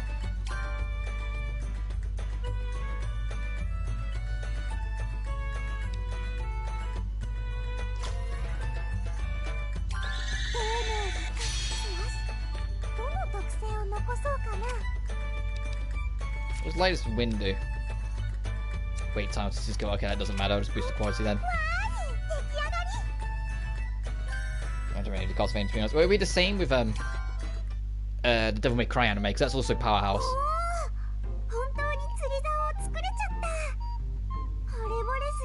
Also anime art styles. Yeah, and the reason why I also love it with Castlevania is you look at the behind the scenes. The reason why it takes so long for each season is because they still like hand draw like almost everything, and then they put the animation work on top of it. A lot of animes almost pretty much try and jump. No, the old DMC anime was Madhouse. Powerhouse are working on a new DMC anime. They confirmed it at the same time they originally confirmed season 3 of Castlevania. They confirmed it in 2019 that they've got the licensing rights to make a Devil May Cry anime of their own. It's just we're waiting to hear anything on it, other than they're working on it. Because they announced that they got the license for them to make a Devil May Cry anime in 2019. And every now and then they talk about it and just say, yeah, we're still working on it. But that's as far as it goes. Like, we don't really know what's happening with that show or how they're doing it. The intention is that Powerhouse want to make their own... Well, not cinematic universe, but they want to make a collective universe of all of their favorite gothic video game franchises coming together into one universe. Like, they won't necessarily cross over, but Powerhouse Animations want to be the studio that bring all the gothic video games to life in anime. And so it's why they did Castlevania, it's why they're doing Devil May Cry, it's why they're eyeing up Shin Megami Tensei, it's just whether they can make a deal with Atlus. all of these like darker or apocalyptic or gothic styled like stuff they want to try and get and make shows of to try and make it so there's a space for that audience. And so they started with Vania, which originally was going to be a film but eventually became a series instead. They've got the rights to Devil May Cry, they're working on it, so who knows when that'll be. But so yes and no. They don't want it to be like full Marvel Cinematic Universe and it all crosses over and becomes one big megaverse. It's more that they just want it to be a collective space for this niche audience. They want it to be a collective space for that audience where everyone can go to that one bit and they'll all feel like every show is welcome and like they're all the shows are like brothers in arms, like all of them feel like they do belong with one another. There might be references between them, but in terms of actual full-on crossovers, like I don't think there's going to be a video game equivalent of like an Avengers show that they'll make or whatnot. Yeah, basically. To have that kind of feel to try and tap into that very specific crowd, and it's just what they want to do because it's all stuff that they love. So they want to kind of show it in a new light. And for things like Castlevania, which hasn't had an official game since 2013 or 2009, depending on who you ask, it's a breath of fresh air to see some kind of life for it. Because if they count the reboot 2013, if they don't, then no, the online crossover game in 2009 was the last Castlevania. 2-3 animes a year. Yeah, that's fair. Like, Castlevania was the only anime I watched when Season 4 came out. Like, I didn't watch any other anime the year Season 4 came out, I don't think. I think I only watched Vania Season 4, but that was enough for me. I loved that. I thought it was godly, and I can't wait for Nocturne. To see how they handle Richter's storyline. Because it's not just the fact that it's, you know, another Belmont, another storyline. It's the fact that there's oh, is it 200 or 300 years? I think it's 300 year difference between the games. This for me was Day Alive Season 4. I'm waiting for the Blu-ray for Day Alive. And then I'll probably get it and watch it for all through then. But I'm hesitant, like, gravely. Because I've read all the books and I know what happens, and genuinely, the books I preferred were the earlier ones where they weren't so serious. Like, there was always a serious part of it, and I always adore Kurumi. Like, Kurumi is my kryptonite, she is my wife. You know, she is my everything, kind of thing. And I adore her story, which is why I like Data Bullet. And the different angle that took. But the actual overarching main story, the last 6 or 7 books, got way too much. It was way too much shit going on, and it was just like some of the story beats in the books annoyed the crap out of me. Some of them just didn't work the way they intended, and some of the leaps in logic to make certain scenes happen seemed a bit too ludicrous. The only of like the later series books I liked was the Kurumi book, funnily enough, and that's not just my bias kicking in. The idea of like an actual competition of love between Kurumi and Shido to try and convince one to give themselves up to the other was interesting. You don't like Nia? Oh, that little church pervert. Oh, I don't mind her. I don't hate her. I don't mind her. I don't like her as much as the others. The last like Date Alive girl that was introduced that I genuinely just adored was Natsumi, because I could relate to Natsumi's lack of self-confidence and the desire to almost make an image for herself to hide it. I honestly don't mind Nia, and I don't mind. I always forget her name, Moon Girl. I don't mind Moon Girl either. I find her funny, and I like the rivalry that she makes with Toka. Instead of it just being the Toka versus Origami, to have like a new contender enter the scene that's always like demanding and fighting for Shido's attention. It was sweet for the scenes it made. It's just like, to be honest, if you weren't the biggest fan of Season 4, I can't stress enough, Season 5 is going to make you angry if you haven't read those last few books. Because Season 5 gets so, like, the last 3 or 4 books, I imagine Season 5 is going to cover the last few books because there's so few left. They get so all over the place and so goddamn crazy, and then they, like, without spoiling details, end on a bittersweet note anyway, and you're just like, come on, you couldn't have given us something at the end of all that. My biggest desire still is that Date Alive gets popular enough that Arc System Works make a fighting game out of it, because I think all the spirits together could make a god tier super crazy ass fighting game. And if there's not enough characters, cross it over with Neptunia, because the two franchises have crossed over several times before, so it's not like it's out of the question that they can't cross over again for a fighting game. Because I also love a Neptunia fighting game, so it'd literally be 2 birds, 1 stone. Portions, I do like how it ends. Fair. I'm the other way around. I don't like Isaac at all. Yeah, but that's because the Kurumi arc covers 2 books, but the season only covers 1 of those books. The other book will be in season 5. You will see the other side of the Kurumi arc, eventually. I felt the book handled Kurumi's last desperate effort better, from what I've seen online.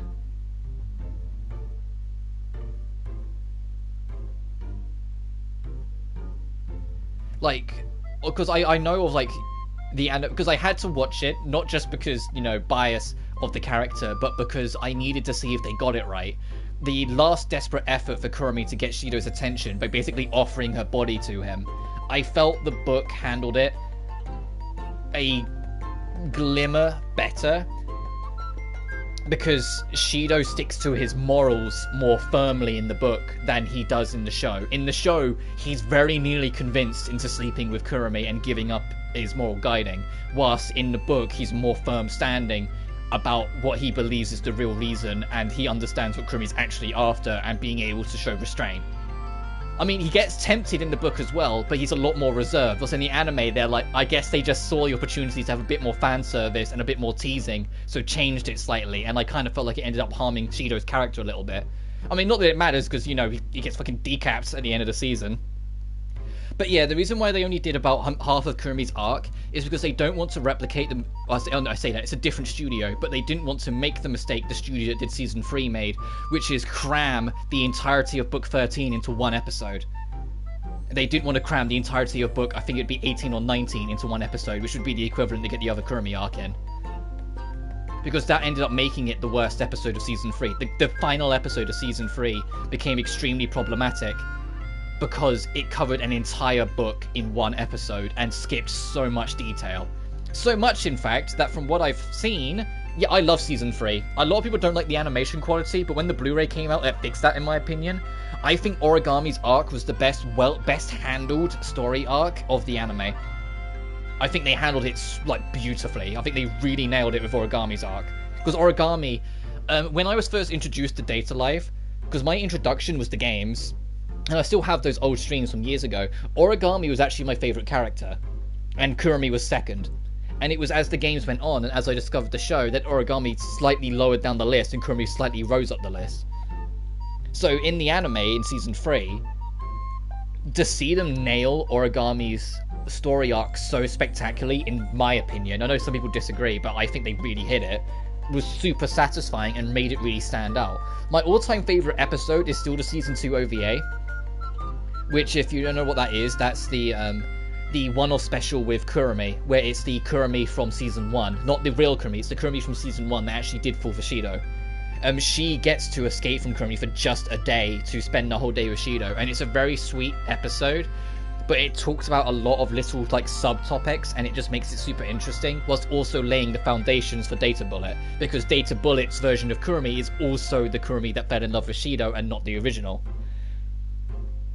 It's also why I have a special place in my heart for the first Data Live game as well, because the Kurumi you spend time with in that is also that same cloned Kurumi that fell in love with Shido, and not the real one. Like, I have Kurumi 1 and Kurumi 2. Kurumi 1 is the main one that's kind of like the sadistic villain who's always after Shido's power, and Kurumi 2 is the one that fell in love with Shido and is desperately trying to escape the real one so she can be with him, but knows deep down in the heart that's never going to happen. As in Origami's arc plus S3 with Westcott run me over. But that's where, like, I appreciate what they were doing with Westcott, because they want more of a, like, they want villains, obviously, they want an end goal, because in the first, like, 5 or 6 books, the only villain or only threat was whichever spirit was the book it was focused on, and a bit of Kurumi, I guess.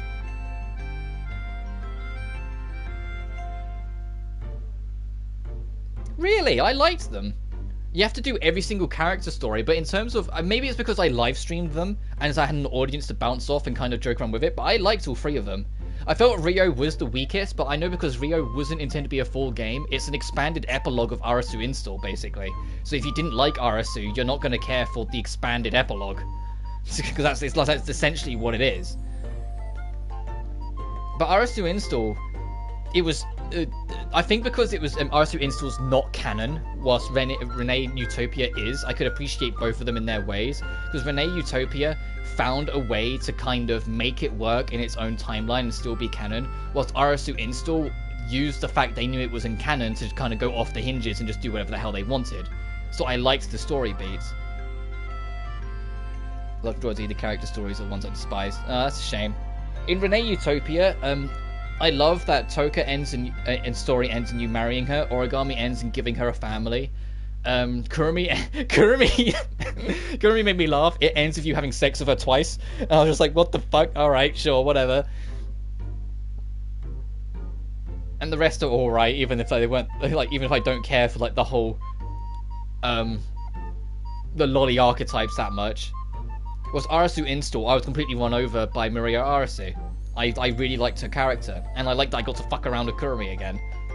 Because it was in canon, so, and Kurumi, I think Kurumi kind of knew this wasn't real, so she could just do whatever she wanted. And I like the references they made, where they, in Arasu Install, at one point, you half bully, half convince Kurumi to dress up in a maid outfit and adopt a nickname Kurumin. And in Rio Reincarnation, Rio, like, without realizing the connotation, calls Kurumi Kurumin, and she freaks the fuck out. It's like, Kurumi just goes, how did you know that name? Where did you hear that? And that tickled me so much, like, at the time. So she just freaks out so goddamn much about it.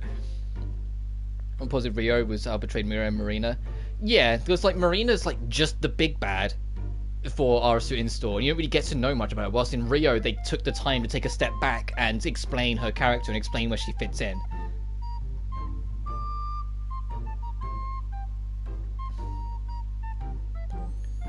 Was how you do Pluton Iris correctly? Yeah, I can see what you mean. I didn't even think about that until you said it, but yeah, I can see what you mean. But I also, and at one point I should stream highlight it because it was forever ago and I don't know which stream it was in, so I'd have to do some digging. But there's one part in, I think it was Maria Arasu, where, actually I know, it might have been, one of the first two games, I know it wasn't in Rio, where and there's a point where Shido invites Kurumi back to the house and he says, oh, I need to quickly go out and do something. And Kurumi, like, says, you weren't about to just leave after inviting me in, were you? And Shido goes, and she immediately leans right in, wide-eyed, and says, were you? And I lost it, because I genuinely jumped when she leaned in, because she jolted in, and it's like one of my favourite moments from that stream, because of how much I just kind of giggled. But the main reason why I remember it so much, and it's the main reason why I adore Kurumi as a character so much, is because in the exact same reason why I love Uta in Blue Reflection, she reminds me of someone I knew in college, and had a lot of time for. Obviously, not the killing side, but pretty much everything else of, like, slightly, in the most loving way possible, being slightly crazy, and knowing that she's kind of hot shit and can be a little demanding about it, while at the same time being very endearing and just fun to be around, for even if it's sometimes dangerous. Kurumi reminded me of this friend of that exact same manner. And that, inviting him to my home, and then leaning in and being like, you're not about to just do this, are you? It was like deja vu for, I won't go any further than that, but it was serious deja vu for me. I was just like, oh, I was like, oh, okay. So it just made me giggle, because especially at the time of that stream was years ago now. That stream was years ago now, it was relatively fresh still, and so it was really deja vu for me. Of like, it really reminded me of certain events in, like, college for me. Anyway, we despise Iris Heart, despise her betrayal. Yeah, because like we spoke about it before. Like, for me personally, I adore Plucia, but I have trouble with Iris. But that's about it. Like, I don't hate Iris. It's the trouble of the dynamic and how they handle the character, how they tell us she's supposed to be versus how she actually is. The sadism doesn't really apply because it seems more like overly exaggerately motherly, just extremely misguided. I need to find that clip at some point. I'll make a stream highlight at some point. It's very old. It's years ago when I had a crappier mic and it was on PS4, so crappier hardware. But I need to get that clip because it just reminded me so much of a girl I knew in real life that I think I've told the story before, but we had a fling with, and yes, she was absolutely the Kurumi type. You know that old joke people make of don't stick your dick in crazy? Well, I didn't listen to them, and I suffered the consequences. I say that, we're good friends nowadays. We disconnected, but we reconnected like a few years later afterwards. Anyway, we made a fishing rod. It looks really nice too. Oh, it was great fun, really. It was great fun. Yeah, more than me. I have way too many stories, both good and bad. It's part of the reason why I love streaming so much, because I get to share these stories with people. I have so many stories of like just crazy things that have happened in my life that I just kind of learned to roll with. Relationship, my 32 years of life. Yeah, I've been single for 5 years now. I've had flings, I've had moments, but I haven't had any like proper relationships in like 5 years.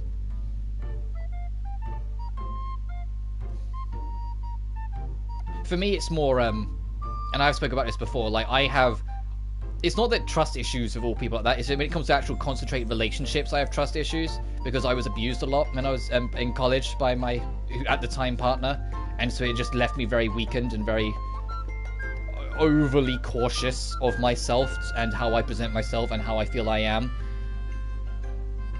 Because it was about 2 years of my life where I was extremely demoralized, beaten to a pulp, and in general just made to feel like complete shit and just be used as a thing. And then she got away with it because, you know, she cried crocodile tears the moment I challenged it.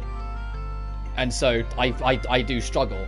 However, my problem, it isn't that, it's not necessarily the trust issue side of it that becomes a thing for me. It's the fact that I end up oversharing all the time. I mean, I do it on my streams as well. I end up oversharing. I don't like people not knowing things about me. I want to be as open as possible, so there's nothing to hide and no secrets to be there, so people know the truest version of me. But yeah, from 16 to 18, I had about 2 years of everything under the sun happened to me, and it was just not friendly, and it's left me with a lot of difficulties that plagues me for years afterwards. I feel like I'm in a lot better position I am now. I have moments, like I have nightmares, or like some of my insomnia, I can almost guarantee is blamed on that. But for the most part, I am in a lot better headspace than I ever used to be. I wouldn't be streaming as much as I would if I wasn't. I'd always put my mental health first. I'm in a good place mentally, so I don't mind it. What about me, unless you understand? Well, fair. Now, I'm very open on what I am and what I like.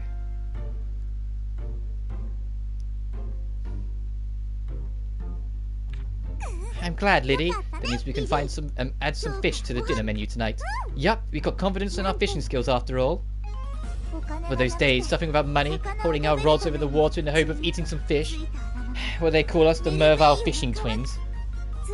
We had to pawn that rod in the end, so we hadn't been fishing for a while. But my skills from that time will remain intact. In life, I've seen experience that no one should. Yeah, I hear you, dude. Oh, you fishes start trembling in fear. Alright, does the fishing work the exact same way as it did in Ferris? Yes, you equip it. Okay, yeah, it's the Pokemon fishing. When you see an exclamation part, just hit the button.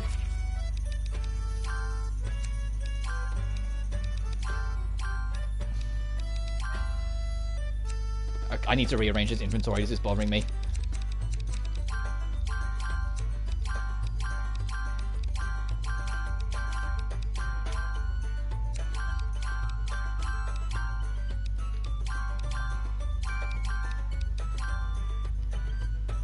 I was sharing when I was 13. Oof. Yeah, I have been, but I always avoid bringing it up because the last thing I want to do is trigger people watching. I always want my streams to be a safe space, so I always try and avoid that word like the plague. But yeah, yeah, that was the same with me when I was with that person during 16 to 18.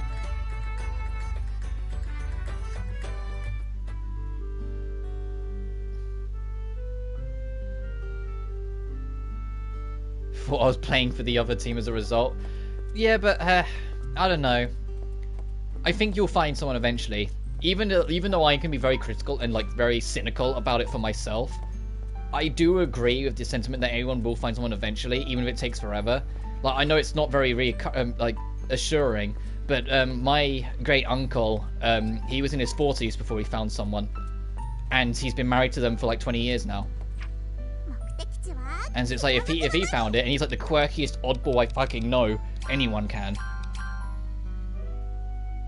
Yeah, see it, dodge a bullet. Fair. Yeah, because it builds that mindset in you, doesn't it? That's the problem. It starts to build a mindset in you that anything that doesn't work out was fully for the better. When in reality, no, it shouldn't have to be like that. It's just how you've become in your mind. So it's how it is. I mean, I'd love to have a relationship. It could be more awkward when I, eventually transition. But since without verification, they've already got issues of their own. Yeah.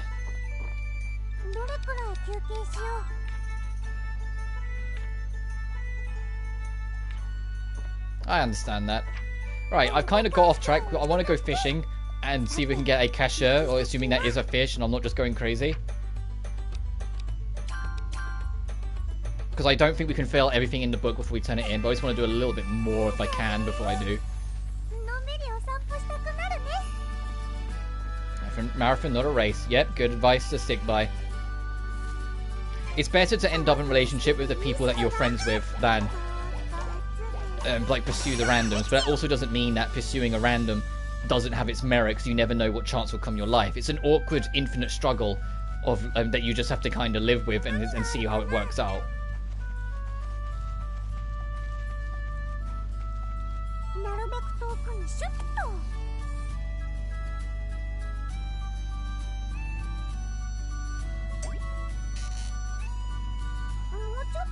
Why does she look so miserable?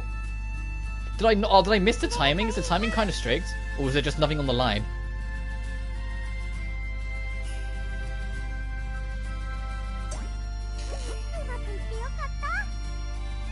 As is. Interesting. That's fair. They don't have to be that way. Oh, okay. So we have to get washer from fishing. Okay, let's go. Let's get carried away with it then.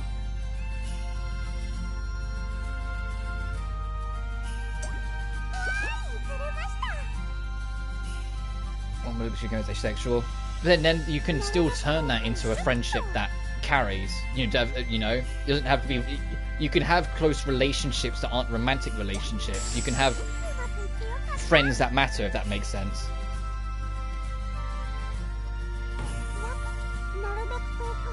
Can we get anything else, or is it only washers?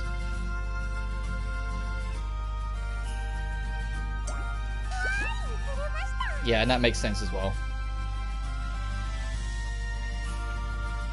Let's get out of here. We got the washers. Then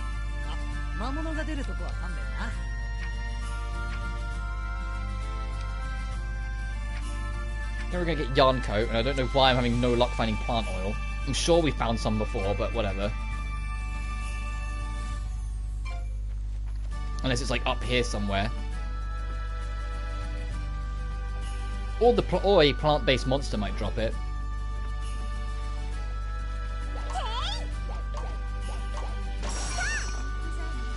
Friends for 14 years. Oh, okay, no worries.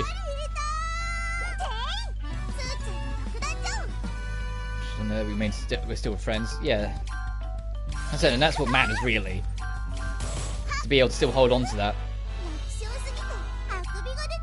Because I was there's a friend at work that I was crushing on, and I eventually.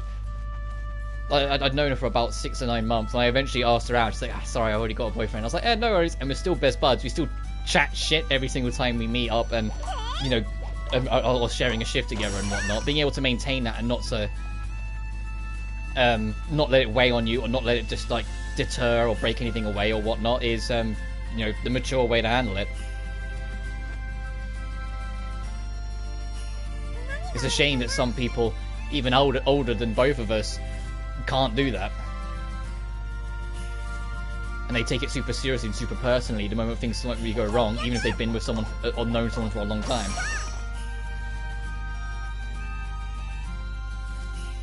But I digress. This topic is kind of it's kind of making us both sad probably, so I need to We should talk about something else. I should have gone down to rejection to built on steady ground. Yeah, exactly.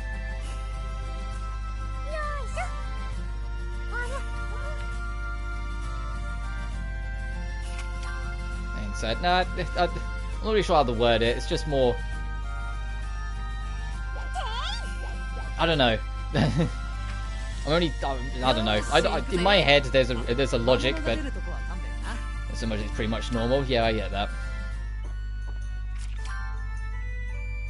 Just for me, I end up getting in my own head when it's like talking about those sort of things. So I try not to let it. And it's not in a sense of like avoiding the problem or anything like that. It is literally just in my head. I try not to let things meander and sit. I don't know. Maybe I'm making no sense whatsoever. Actually, instead of constantly searching around everywhere, let me just find plant oil in this and see where it says it's hidden.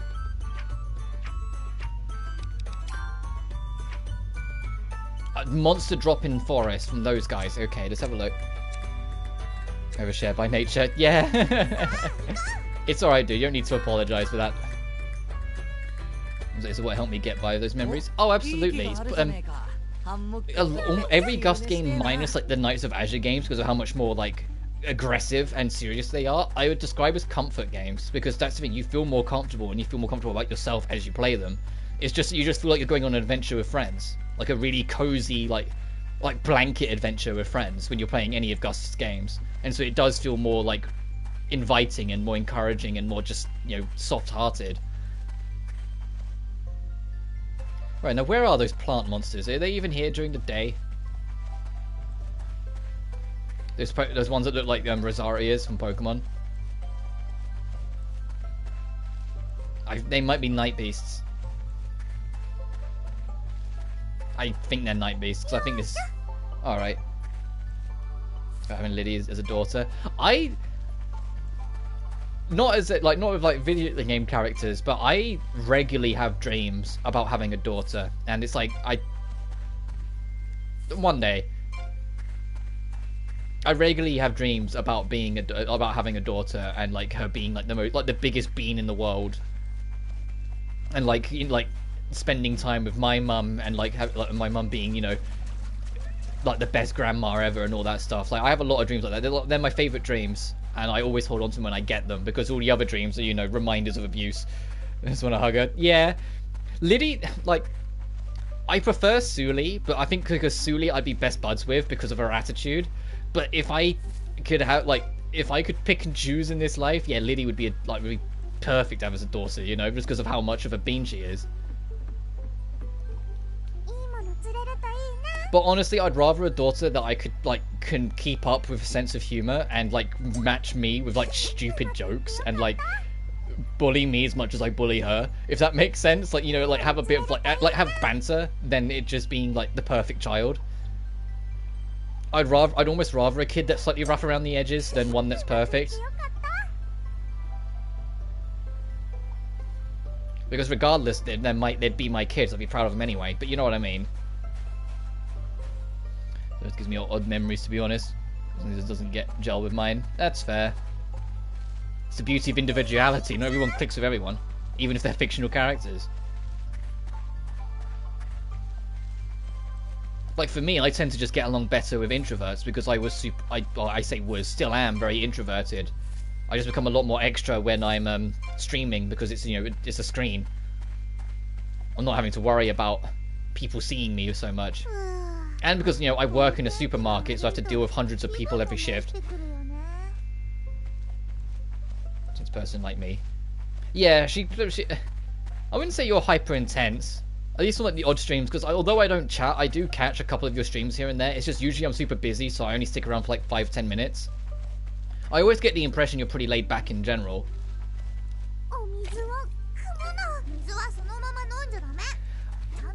I would be happy either or with if an introverted or extroverted partner. Introverted because it'd be someone easier to like kind of cozy with and just kind of settle with, be like, hey, do you want to kind of watch a film tonight? And I know she'd probably go yeah.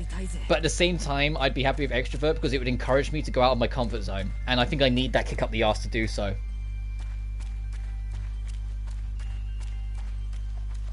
Like, because I live in a very, like, not mountainous, but like, very hilly, with a lot of, like, foresty, like, bits off and to the side that go up big hills and whatnot. If I had a partner who was like, yeah, let's go walk up that hill and go check out the forest and, like, pass by the enclosed beach there, I'd be like, alright. You know, I'd just go with it. I have to be careful because my joints are shot to shit, so I can't do everything, but it would be something I would go, yeah, so, like, it would encourage me to be a better person. Like, one would be more comfortable, whilst the other would make me, like, healthier in that sense. So I'd be happy either or. It's like, it's literally like, if I met someone who was like, I don't know, like Riser, because Riser is super extroverted as a character, I'd be super happy. Where is this plant monster, by the fucking way? Nearby forest, where? Oh, there's both day and night.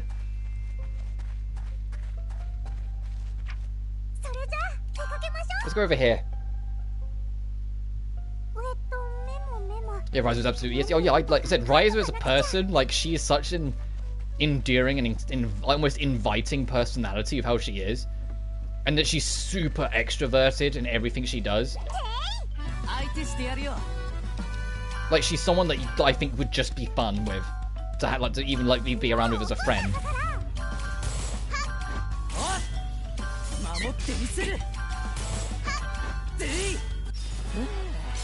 But then equally, if it was like a Furious-esque character, I would equally be happy. If someone is a bit like more of a bean. Because Rise is practically the definition of extrovert. She's just an extremely like bubbly, light-hearted soul who likes exploring. So isn't it like the entire plot of the first game is that she's trying to like get out of her boring life and go explore the nearby islands, or the life that she perceives as boring, and go explore the nearby islands, or the mainland because she's on an island. But see, the thing is, like, I would agree, but as I've said it many times, I struggle to do that because my real-life sister is called Sophie, and so, like, I struggle to get, like, that attached to the fictional character that has the same name. It's just a really stupid, weird thing with me. I just can't. I adore Sophie in the game. I adore her a lot, but I don't see it any further than that. I just adore the character a lot.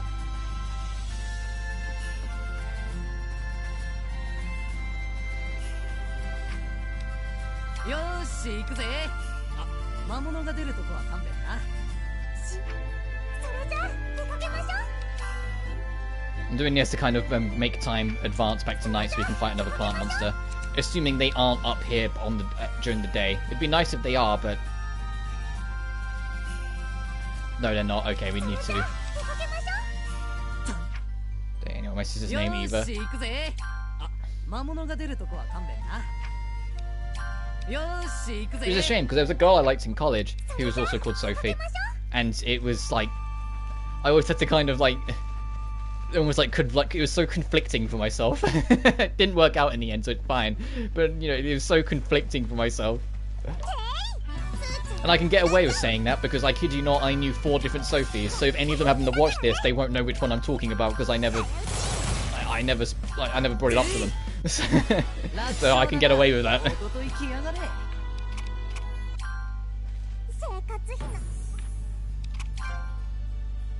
Actually, I'll say, I don't think anyone I know from college watches any of my streams.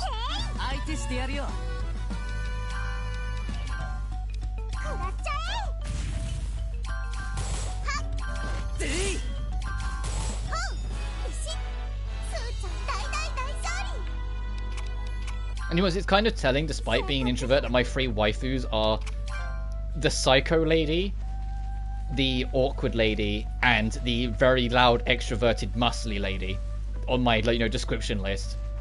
You know, I think it's very telling. I love things that challenge. I think I more want to be with someone who challenges my mind. And I don't necessarily mean that because they, you know, they're clever clogs and whatnot. I just mean because they're so different from me.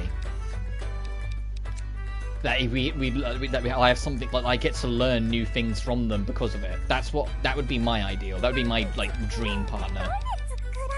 And all of the, like, the waifus, for lack of a better word, fulfill that description, which is why I adore them so much.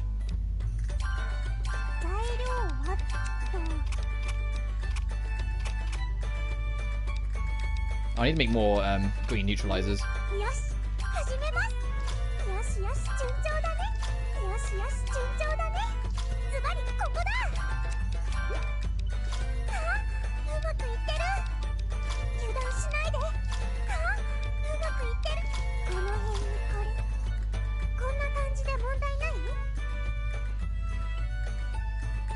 I actually prefer my streamer self to my IRL self, because I come across as prim, proper, and over-disciplined, but on stream I'm a combo of chill and hyper. Yeah, it's because you're in your comfort zone, aren't you, for most of the time? You're playing the games you like, or at least interested in. You know the people that join your audience, the people that will probably be interested in similar things. And if there's any odd trolls that come in, you can just deal with them as and when, so what's it matter? You know? So that's how it kind of ends up, it's the same with me. Like, I'm at my most comfortable when I'm streaming, because I know the people that hop in are people that are interested in the same things I am. Can I get something that's not 1 point on anything, please? I just realised how little coverage I've got with these. Nah, screw it.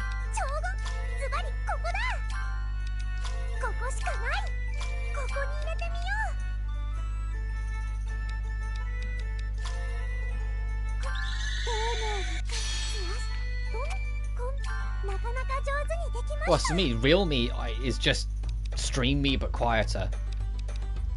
Because I tend to give my throat a rest when I'm not streaming. So I'm a little bit more mumbly and a little bit quieter in my speech. Kind of thing.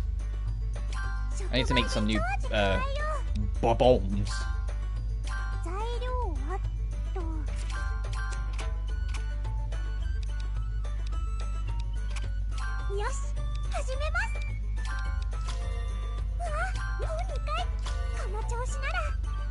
Actually, I'll do that.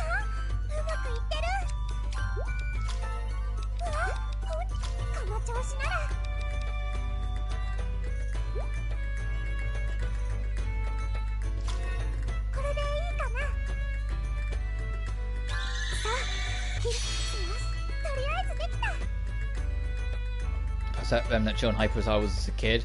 The sort of prim, proper, and disciplined part of stuff that was training in me. Like physically and emotionally.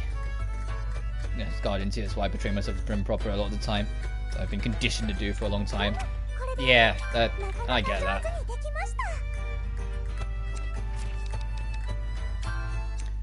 But it's like it's always an awkward one when it's those sort of things. It's like, I don't know, like there's always a reason why those things are the way they are and why some people end up raised the way they are.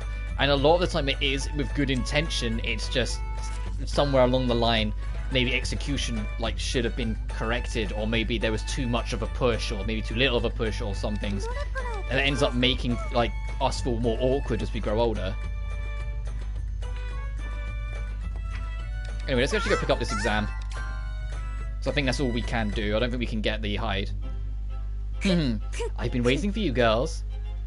Miriel, you have an extremely evil looking look on your face. Don't I just? I'm planning something really evil, that's why. I'm going to give you a special test now. If you can't do it, I'm dropping your rank. What?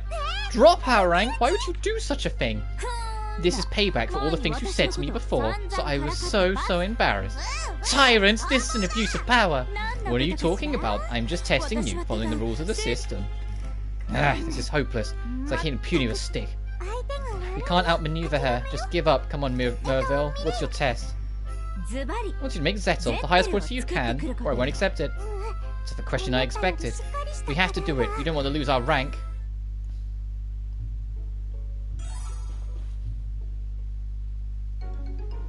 Interesting. Your reputation has grown quite a lot.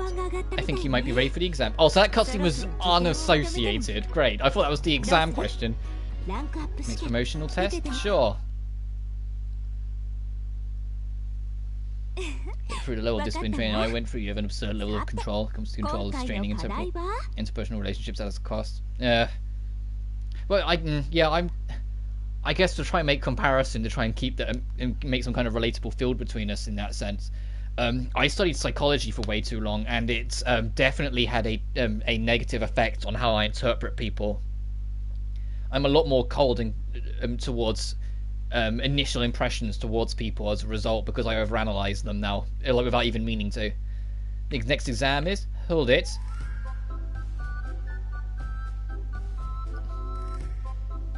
I want to take the exam too. There should be no problem with my rep, correct? Correct, in which case I'll tell you all together. Task this time is this. defeat the powerful monsters appearing near the city, any method allowed. If once appeared in the city, there are also reports of a dragon appearing. You need to respond at once. Defeating monsters close to the city. There have been a lot of monster sightings recently. They have. Our knights are trying to keep up, but there are just too many of them. Twins, Lucia, will you combine your strengths and defeat these monsters? And I'll promote you all. What do you think? Sounds like a pretty good deal, right? Not to me. I can handle defeating those monsters alone. Hey, hold on, Lucia. Oh ho ho ho! We're rivals. I don't need to work with you. I'm going to defeat all those monsters and rank up all alone. See you later. I'm a gold mine then. I'm just junk in my brain. For psychiatrists over decades always find new things about me each day. Yeah, and that's their job too. That's why. It's their job to unearth more things. Anyway, so let's move. We need to defeat the monsters before Lucia does. Alright, so we need to go clean house in the Great Woods so severely that the bar fills up to get the flower merit. Because I want to get the best result every time. Oh, there is no alternate rank. Oh, you need 6 Zettled? Oh, you...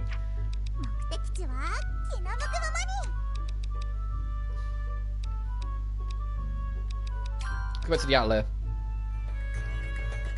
It's not their intention. Oh. It's just they keep on happening to open up new doors, is what you mean.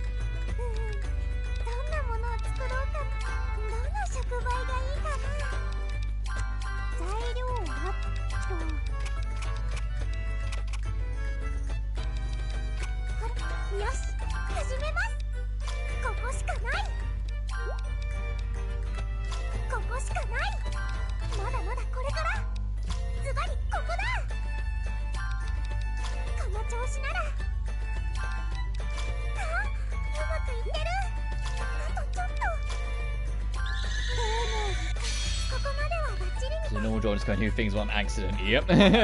Oof.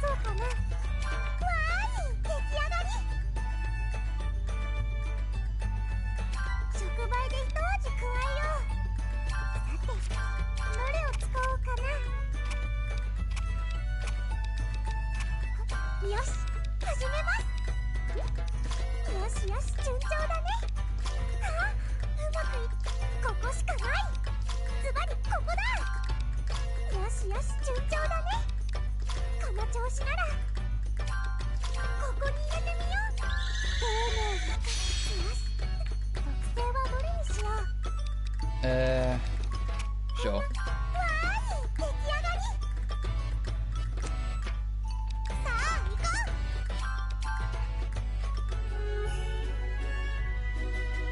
Run retirement. Oh, damn. I mean, that must be like so awkward if you work in that industry to like then try and retire, because it's like would you feel that you're letting people down? Like, you know, like how do you handle that? Miriel, we made the Zettel. Is this good enough? Yes, you've passed, although to be quite honest, there's no test to pass. What? You mocked me, so I thought I'd get a little payback. I wanted this Zettel for memo paper. Just so comfortable to write on. Very emotional, yeah. But that's what I mean, it's like, because they've got, I mean, obviously everyone has to retire eventually. But how do you, like, how would you approach that in that kind of industry, in that kind of work, in that kind of life?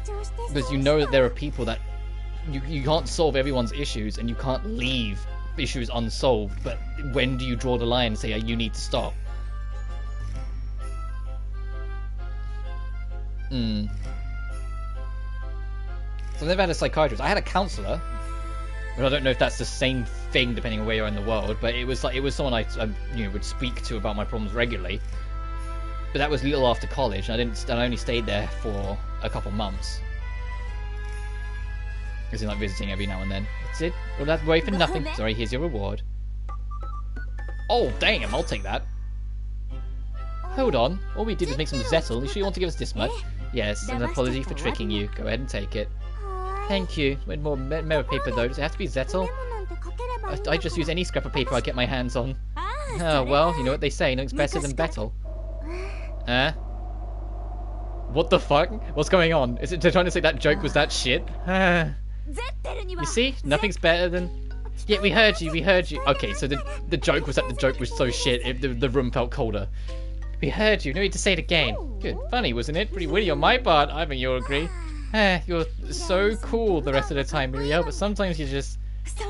we should write this one on the official notice. It's so good that everyone in the city should know it. Please don't.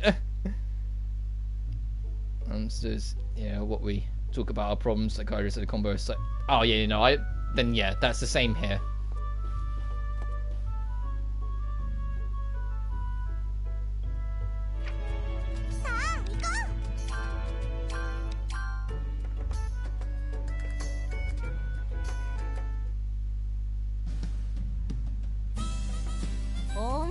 Hey, twins! Oh god damn it, we just left you two. If it isn't Muriel and Matthias, you having a meal together? Yes, my sister's idea. Why don't you join us? That sounds great. I'm in the mood for something really delicious. Shopping list? Oh damn. I feel for you, dude. It's spicy. Matthias is too hot for me. Sorry, I love it as spicy as possible. Yeah, you better eat this one. Seriously, you're a lightweight who loves spicy food. How would you have a single friend? Muriel, you're totally drunk, aren't you? You've been drinking non-stop since we got here. Muriel! It's only because Matthias won't drink. I have to cover us both. This is bad. She's not making any sense at all now. It's delicious. It's hot but not very spicy, just right. See, you get it. These peppers are carefully grown to keep the flavour while dialing back the spice. So, which is really inhibit my ability to get traditional employment. That's shit, dude. I'm sorry about that. Well, I can do anything, but you know. You have to say, you're pretty knowledgeable, Matthias. Don't get sucked in, Lydie. His knowledge is just one of the things he uses to pick up women. No, it isn't. I grew up in the castle. Can't blame me for trying to expand my horizons. Sure. What a good... Such superficial knowledge will do you, though. I don't know. Oh my god, she's wasted. Listen to the voice. She's a real pain when she's drunk. She works so hard the rest of the time. I guess it's the price for that. Right, time to pay up, barkeep. It's 10,000 coal. Take it. Be done with you. I'm sorry, I can't take this much. What? Isn't that about what we spent? Sorry, Muriel, but it's probably a tenth of that, maybe less. I see, sister's never clue about the real world herself. It looks that way. Muriel, get your shit together. Yeah, she's wasted.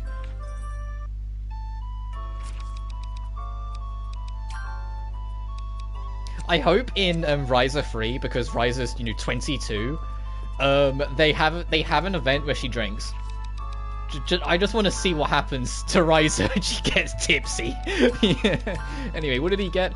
Okay, defense boost. I think it would be fun.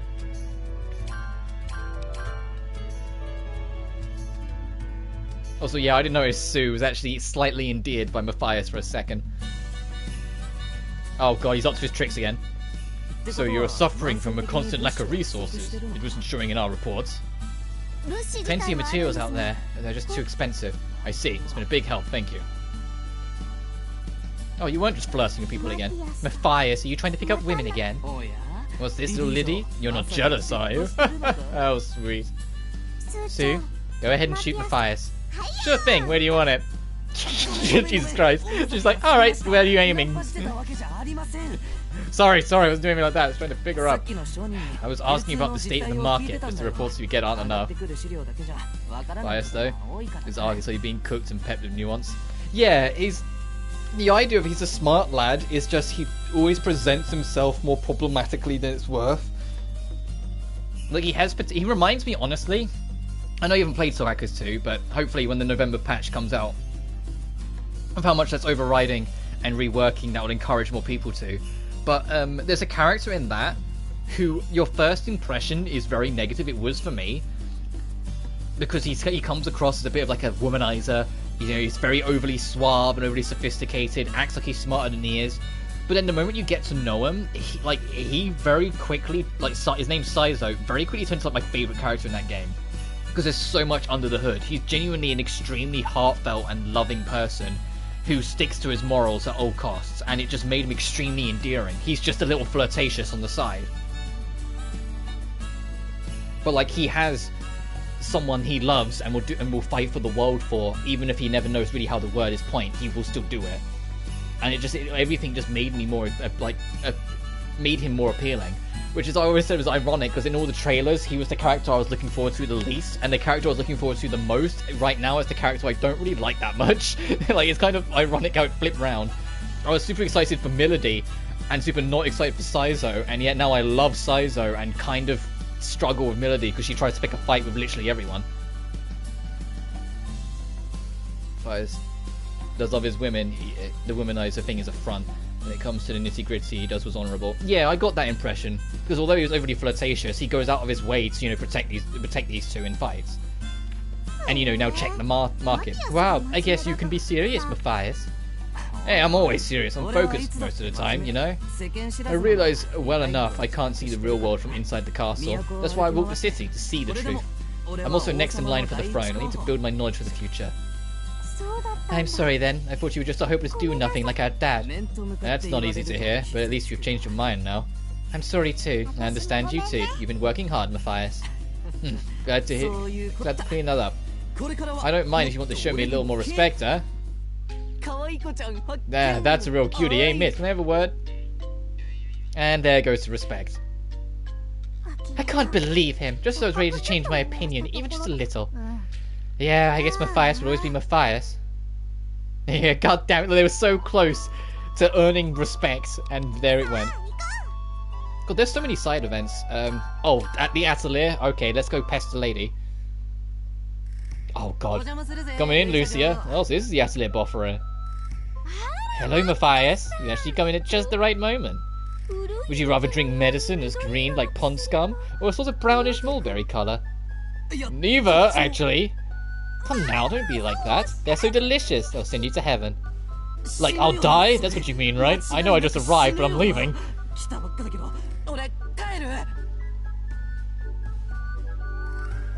I don't lose my respect by dog. Yeah, when he actually does something honourable, you mean, it helps make him more likeable. Hold on, it won't open. What's going on here? Lucia, what are you doing? Are you trying to trap him in? Lucia, are you like, I can fix him? Lock the door the moment he came in? Uh-oh. I'm like, bro, you were so damn close. Yeah, I get it. What's going on here? This is my house. It stands to reason that I can lock the door from any distance. No, it doesn't! Stay back! Alright, it won't hurt for long. You're going to kill me, aren't you? Ah, I'm cornered! I think that was like a one frame turnaround. He was facing the door and then facing her in like one frame, it seemed like. Very well, I've chosen the mulberry one for you. Here we go. Oh. Ah! Yeah, nothing happened. In fact, I feel better than before. Lucia absolutely strikes me as the I can fix him. So I just locks the door to keep him in. Of course you do. Even I wouldn't force you to drink a harmful concoction. They look awful, but both are highly nutritious. You've been looking worn out recently, Matthias. Thank you for your concern, but there's no need to force feed it to me. Just for a bit of atmosphere. Just thinking it wouldn't be any fun, would it? Jesus Christ, Lucia. She's a bit of a handful. I guess she didn't mean any harm. Didn't she? One thing. Watch out for the after effects, though. The ingredients I use can sometimes make horns grow. What? I take it back. You do mean harm. You're a witch. A witch! I'm happy being a witch as long as I'm having fun. That's all that matters. Hurrying up with the twins has hardened her, clearly. I'd better not grow a horn. Get me the fuck out of here.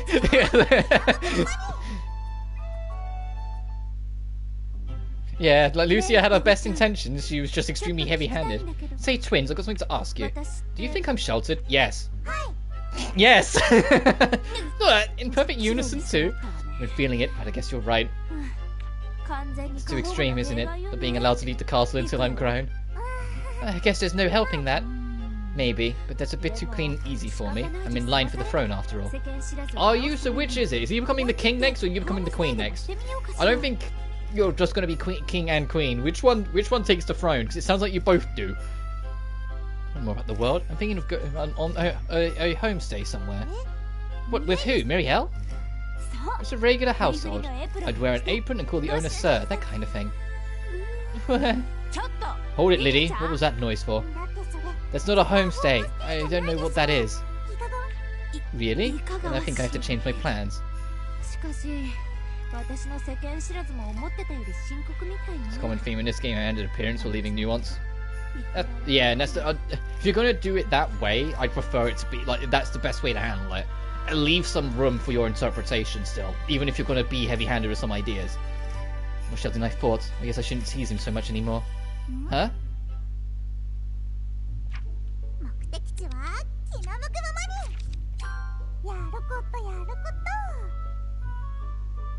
So I think to get the best result, we need to take down that dragon and not just fight the enemies in this new map.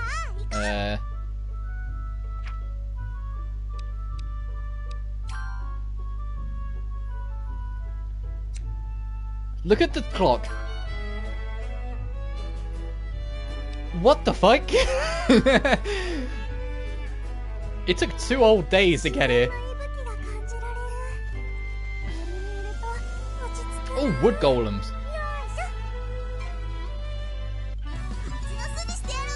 What level? Oh, right.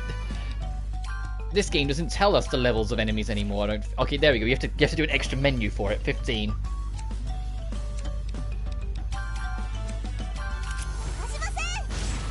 Oh, it would have been great if that clicked.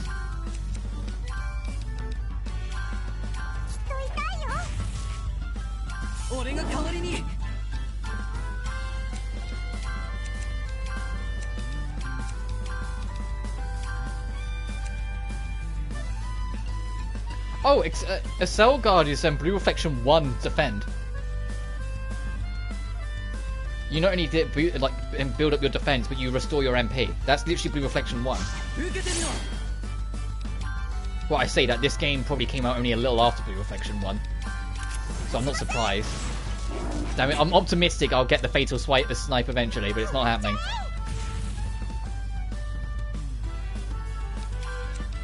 I know, we made bombs, I'll just use them.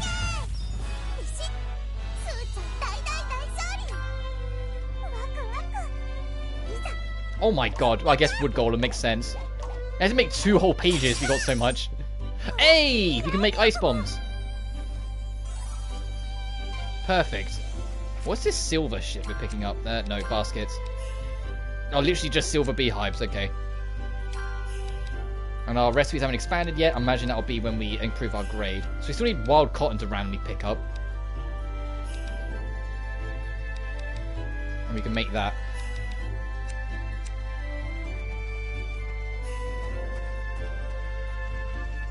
I like the music in this area. Oh, we can start picking up cobwebs as well now.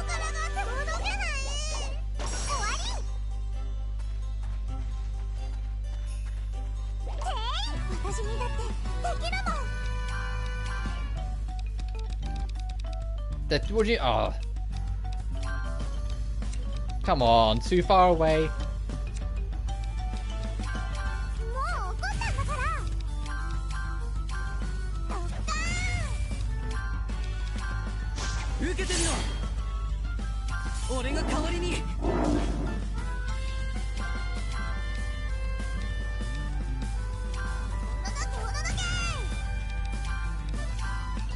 Right, we can leave that one because, yeah, he will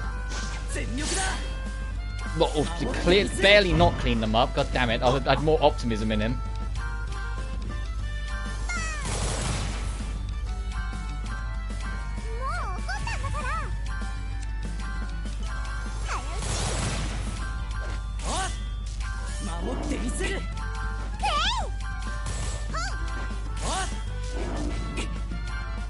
Come on, just go down. There we go.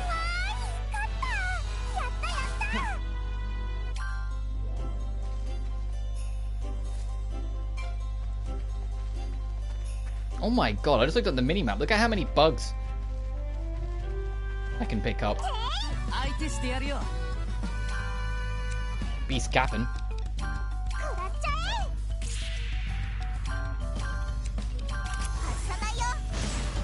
Oh, well, there was a point in time where I was getting the IK every now and then now I just don't.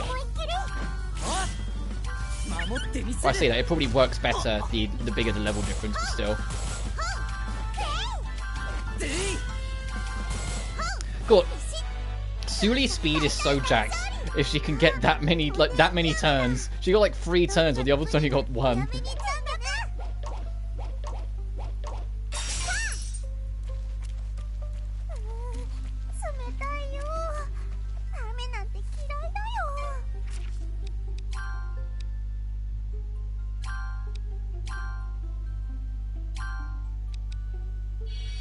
Oh, whoops. I didn't realise I'd let Matthias herself get that low. I hope we get more party members soon. But I also kind of appreciate the slower momentum this game has. Especially after Furious. I like that this game's taking its time to introduce more and bring in characters at a more gradual rate. Alright, we need to make more fire bombs when we get back.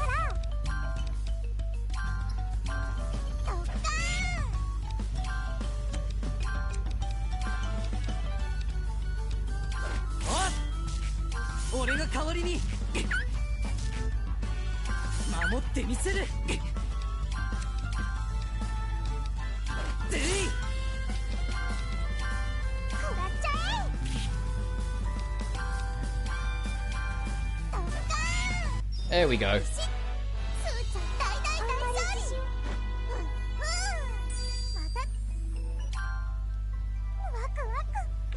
Oh, I was literally just about to say, what's my inventory looking like? I guess that answers it.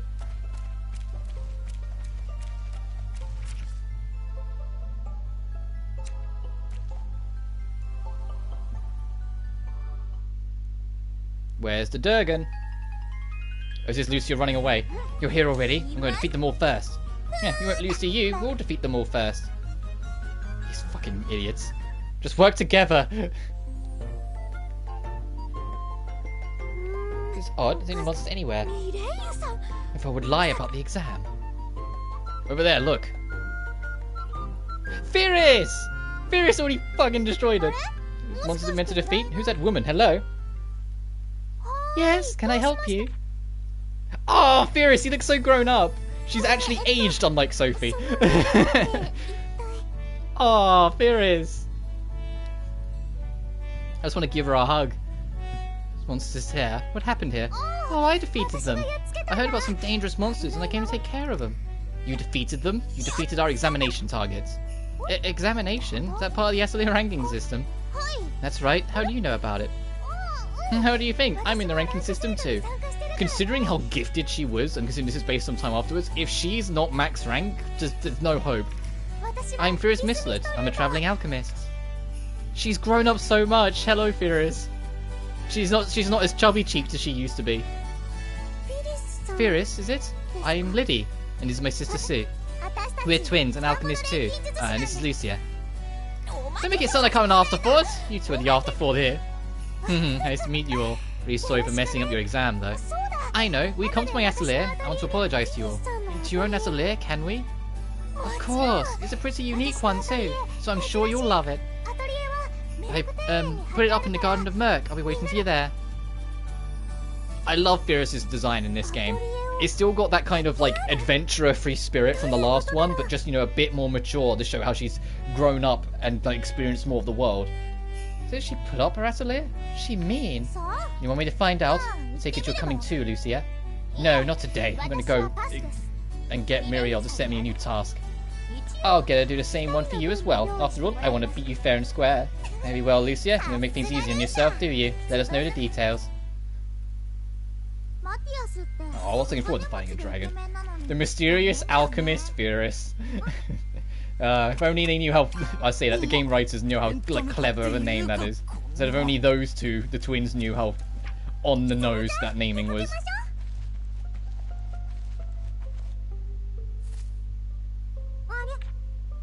Oh, blackberries.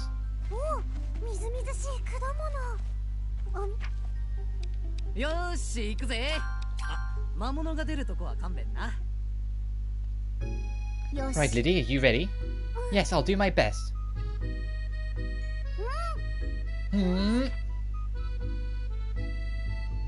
How was it? What do you think? I think you're finally getting some biceps. Oh wow, she's trying flex. I'm working out every day. 5 sit-ups and 3 push-ups isn't exactly what I'd call working out. Huh? No, I didn't say a thing. I think all the fighting we've been doing has helped you too. You definitely won't be defeated by a Puny anymore, for example. They could KO you in a flash before. Come on, a Puny? Never defeated by a Puny. Never. I saw it. Single attack. Don't panic. You just get stronger at your own pace, Lydie. Sure, thank you, I will. Right, I've got a special workout plan tomorrow. 7 sit-ups and 5 push-ups. Like I said, that isn't what I'd call working out, but at least she's trying. She's right, to be fair. Yeah. Alright, let's make some bombs. Harvest equip. I always go to battle equips. I'm like, battle, I'm gonna throw bombs. No. I'll do that.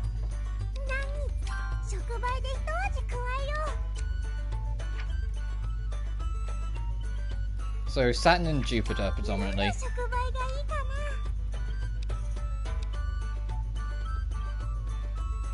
that works.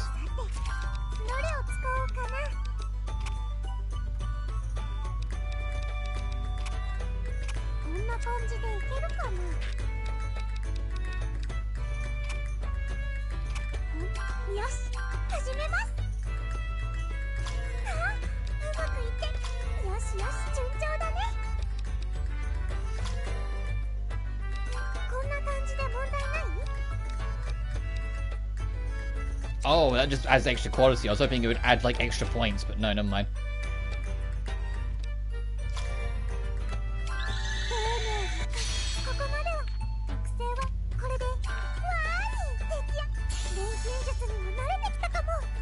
Rep of deadlifting was 350 libs. Oh, I pretty much don't work out. If I'm honest, I do a lot of marching around and walking to kind of keep myself somewhat fit, but that's about it. I really don't do enough.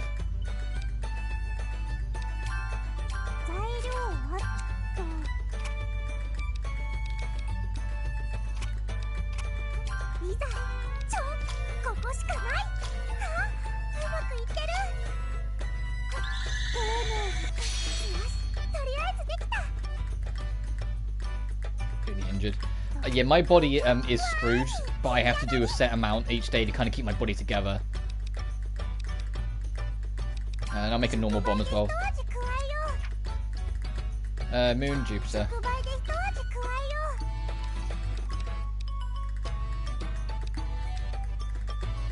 The 7x7 is so crazy to me that that is even a thing.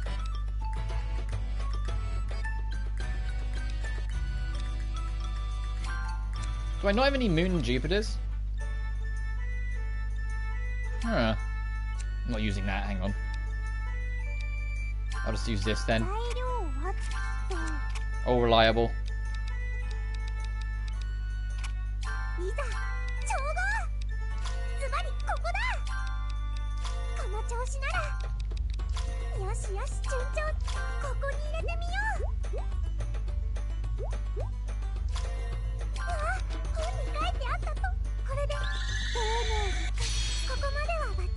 Deadlifts, one of the injured shoulder and recently injured back. Oof. Well, I suppose you have to be, as long as you're doing it in moderation, it's probably helpful for your injury. It's a keyword, moderation, but you know what I mean. As long as you're not going overboard.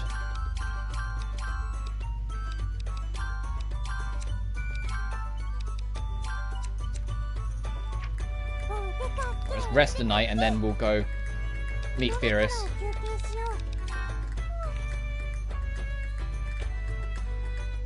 Severe keyword. Ooh.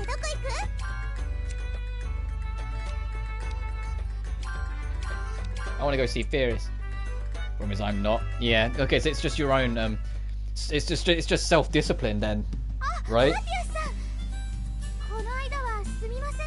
Matthias, I'm sorry about that last time. Giving you a potion with unverified side effects. I'm so sorry. I didn't know what I was thinking. Lucia, what's wrong? You're freaking me out. How cruel. I'm sincerely trying to apologize here. Here, I've got something to apologize. This is a real restorative. No side effects at all. You're lying. That's a lie. It's another pointless potion of pain. No, have I undermined your trust? I suppose it can't be helped. This is a payback for the nasty things I've done. I'm so sorry, Matthias. Immediate results. Yeah, but is it really worth it if the long term destroys you? Being the goal-oriented person. The best goals to chase are the ones you have to spend time on. We were literally talking about it earlier when we were talking about relationships, you know? The best things to strive for are the ones that take time. A lot of short-term games lead to long-term losses in life. It went too far. You would like, really, no, thank you. Oh!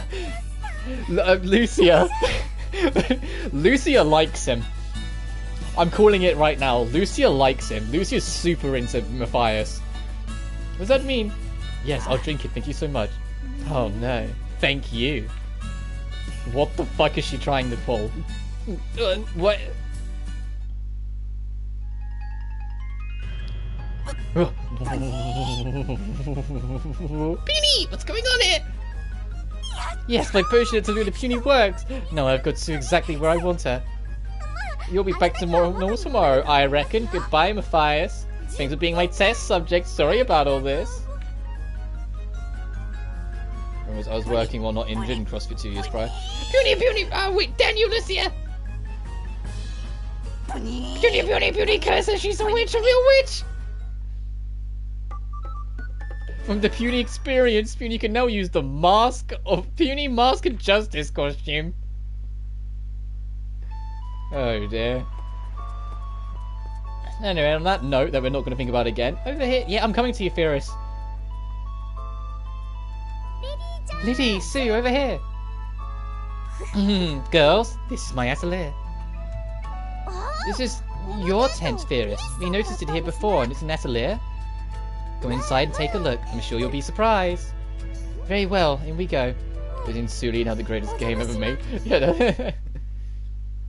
There's a lot more personality in the character animation. Please tell me it's the same. Yay, it's the same as it used to be. Just really, really stylized now, where she's clearly been on many adventures. I call bullshit though. We couldn't fit this much in the opening room. What? We just walked into a tent, right? How is it this big inside here? Surprise! This tent was made using alchemy. It twists space, expanding the inside. Ferris, you didn't make this, Sophie did. Don't pretend. Twist space? Alchemy can do that? Actually, I do like the contrast. We're playing as Lydie and Sue, speaking to Ferris in Sophie's maid atelier. Like, all three of the protagonists have already... All three, like, groups of protagonists, so to speak, have already kind of collided in their own way, but just in a more subtle way. Sure it can. There's nothing alchemy can't do. Anyway, enough of that. I've got something for you to give you both. An apology for defeating those monsters. So sorry for messing up your exam. Beast meat received. No need to apologise, you didn't know. Thank you for this as well. And her bag's smaller. Either that or because Ferris has actually grown a little bit, the bag doesn't look so ginormous on her anymore.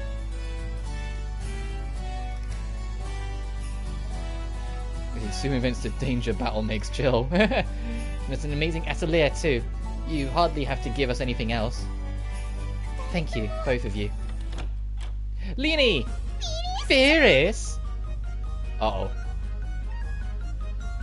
What? I needed a daily dose of Ferris. Ah, sweet little Ferris. You're incredible and so cute. She's your height! Oh my god! She really has grown up a lot. Oh my god.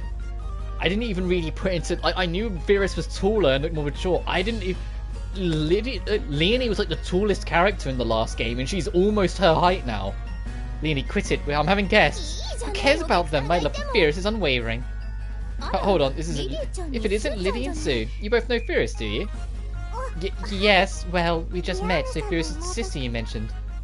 That's right, the cutest, most precious, most darling younger sister in the whole wide world. Look at Ferris' face, she's like, please shut up, please shut up, please shut up. Sorry about this, you two. Leonie always gets a bit worked up when it comes to, well, me. It might take her a while to calm down. Could you come back another time? I'm really sorry. No problem, see you soon.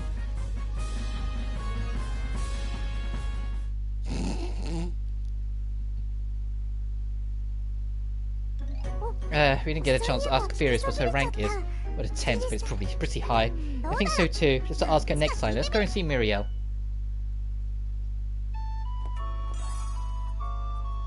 Yeah, I did not get this amount of, like, customization. I like that she's got some... She's still got the Corey doll! Atta girl! still got the storage space. She's turned this into like an actual chemistry lab. She's got the glow pit. Why wasn't this level of customization in Furious? Come on. You missed the Leaning experience. I did. She's still got the enhanced atelier. The desk. And she said she's painted the desk. It's a different color. I like that she's made this her actual bedroom space. She's got something to give her some privacy. She's got, you know, like her own sofa and shelves right there. Is this the same? Oh no, she's got like a mat done. Wow, she's really expanded and turned this into a portable house, hasn't she? Because it is the kitchen. And a dining space as well when she's got friends around. What about way back here? More tables, more sofas. Does she really need a stepladder? Or whatever. Oh, she has a grandfather clock in here as well. Question, where does Leonie sleep?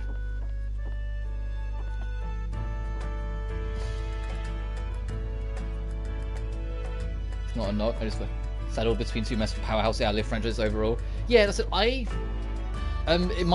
final thoughts of Furious was everything after the credits was really good, and if they used what was after the credits as a template for the entire game with its writing and character growth and whatnot, I would prefer Furious over Sophie, but because it is as it is, Sophie just ends up eking it out. Like the time limit part of the game, I genuinely think is the weakest part of the game. Once the credits initial roll and you get to just kind of free roam and get to explore and like talk to new people and do story quests and do character quests, because I did like a fair number of character quests and went to different areas and whatnot, the game really took my interest and took my heart, and I ended up really loving it.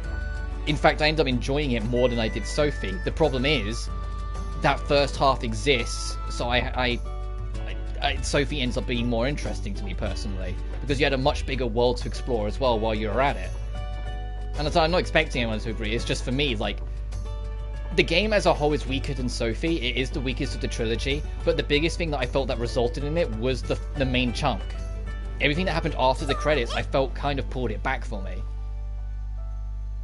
Bruce's post-game story, but really doesn't pass Sophie for me. And that's fair enough.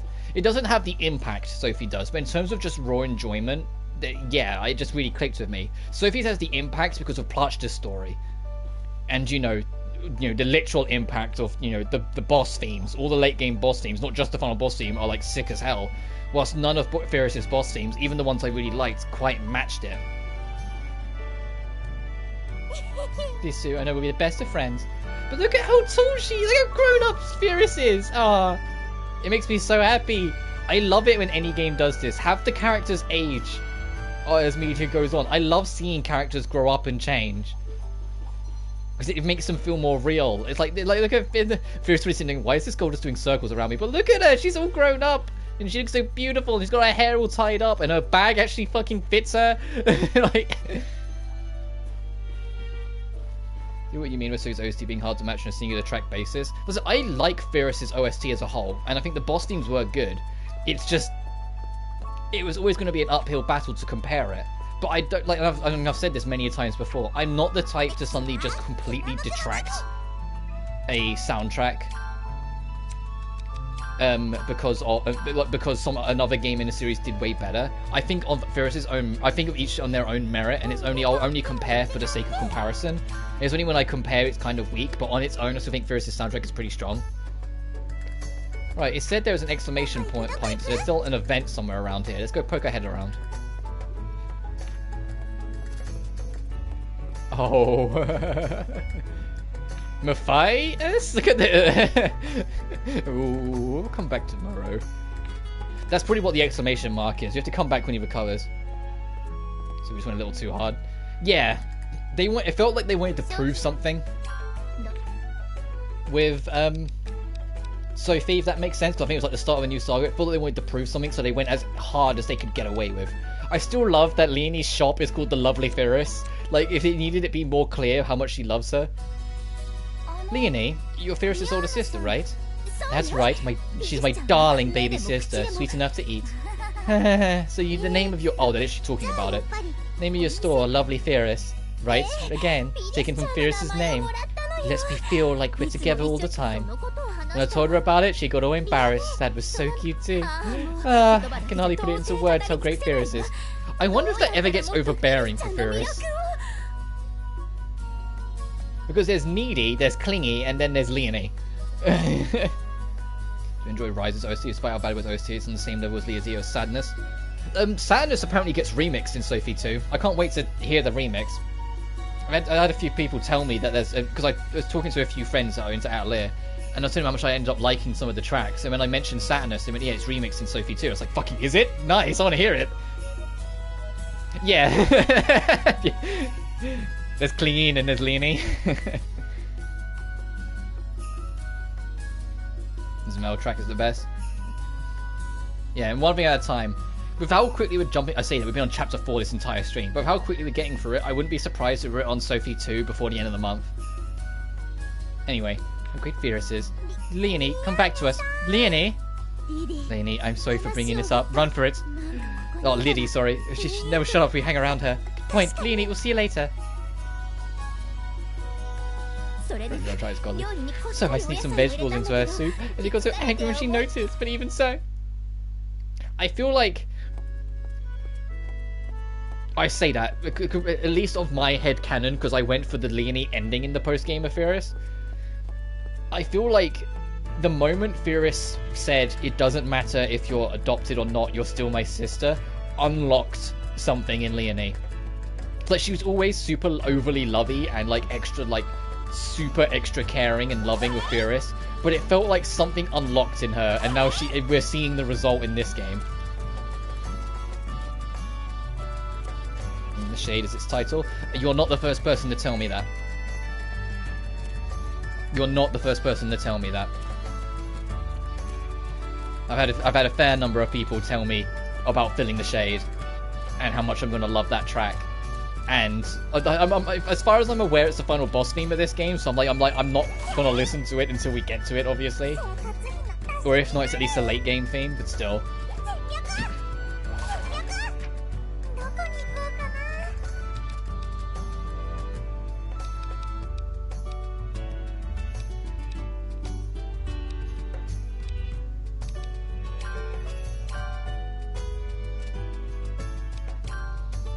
Not meant to be a rock track, but it's a track that's the best representation of Mason Lydie Suelle's OST, the best overall in the franchise.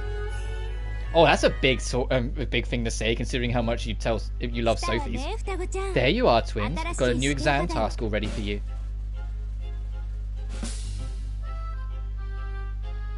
It's the same fucking one. See, more monsters. Sorry, the more we hunt, the more show up. They're causing so many problems for the city.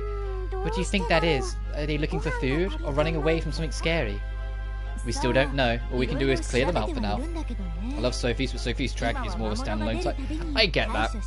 But I love Sophie's first Atelier theme, but I wasn't the biggest fan of her second. I loved the church theme, but I can't honestly off the top of my head remember most of the town themes now. Like, it's very hit and miss. And obviously, like, the normal battle theme was fun, but I don't really remember it. But the battle theme, the boss themes were nice, and all those endgame themes, whether they're the super boss themes or, you know, the actual final boss, were all badass. It's just the tracks that nailed it, and Sophie really fucking nailed it, you know? Like, the tracks that got it really got it. Me and Lucio, different exam this time, so there's no rush. Just be sure to defeat them.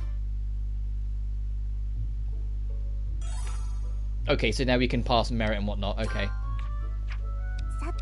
So once again, we're just going to make it so that bar is full. So we need to go to North Gurm Swamp and the Safe Alice Woodland Path. They're both in the outskirt map, aren't they?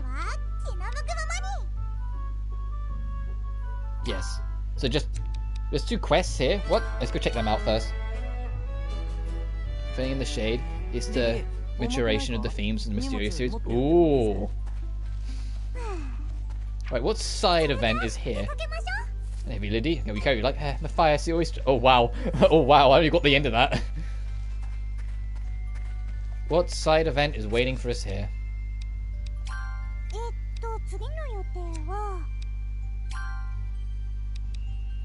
We still need to try and get a yarn coat, but we'll get it eventually, I imagine.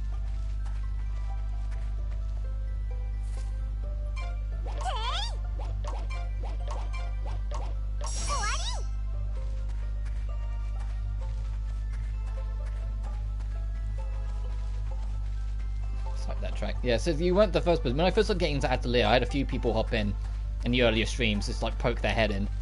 Not so much anymore, unfortunately, but I think that's because of how much screwy my schedule's been. That the YouTube algorithm's just got less friendly to me, but whatever. But I had a few people like kind of be like, hey, you're really gonna like these moments. I was like, oh, okay. And filling the shade is one that gets something that gets brought up a fair number of times. I wonder what the event is. Is it in anybody's houses or campfire? No.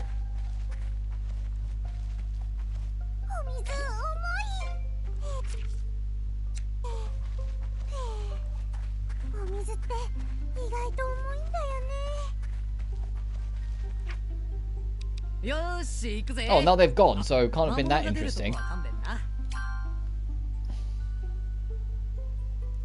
understand when you get there, it's like there's no sadness, you can trust me on this. Oh, I do. Don't worry. I'm looking forward to it. Look at all these monsters. I can see why they're causing so much trouble. You said it. We have to do this, not just for the exam, but also for the people of the city.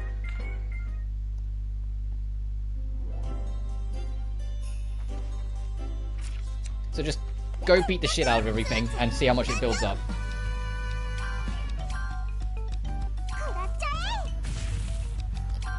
We'll pass this exam and I'll probably wrap up. I say that, not pass, I want to get the best results.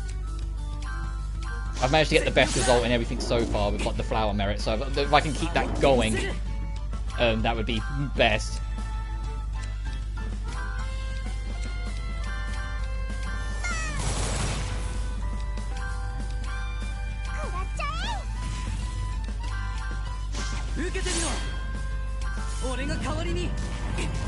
I don't do battle for a while. Yeah, but if you remember, when I did Leosia, I did kind of stop for a minute to absorb it. If the music catches my interest, I'll always stop for it anyway, because I live for it. Please do it. Oh, for God's sake.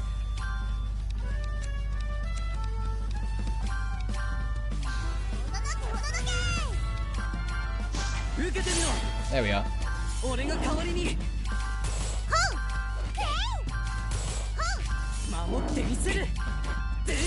There we go.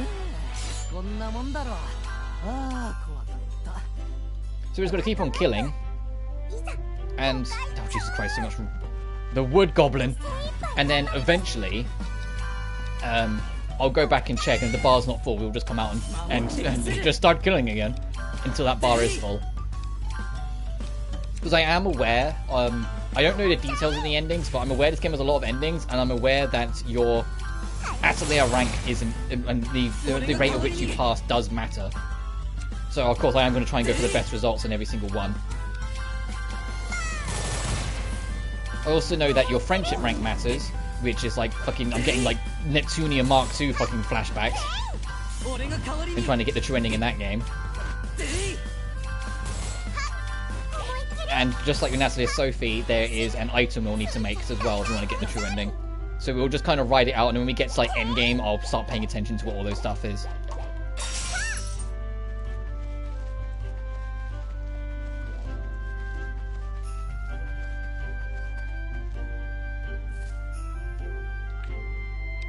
See, that's how much wood we've got. We're already full on inventory. We only just fucking entered. It's the Infinite in the Shades that the former is designed to be overpower and catch your attention, whilst being in the shade is more subtle. Fair enough. I'll look forward to it. Don't give me too much details though. I want to be able to make my own opinion when I hear it.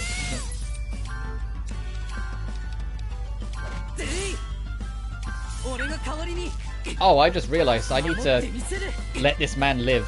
His health's starting to get low.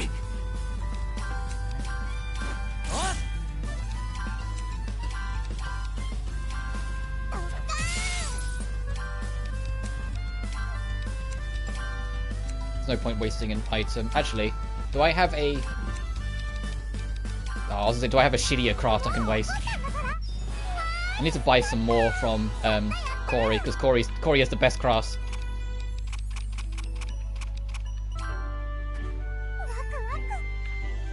Okay, I need to go turn this in already. Hang on.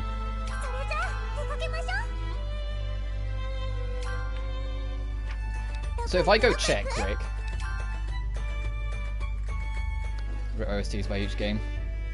Due to things with this streams, I was just preparing my ranking video script for Kiwami 2. Oh Jesus, good luck with that. Okay, so it's pulled up a little bit.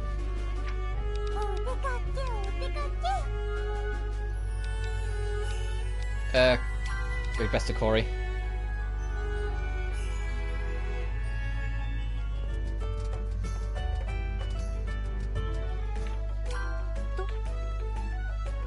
You still a lot of pure oils.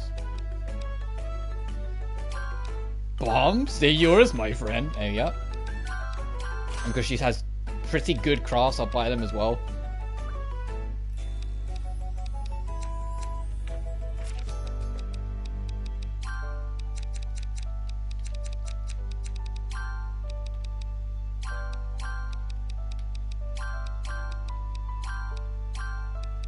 God, I just saw blocks healing.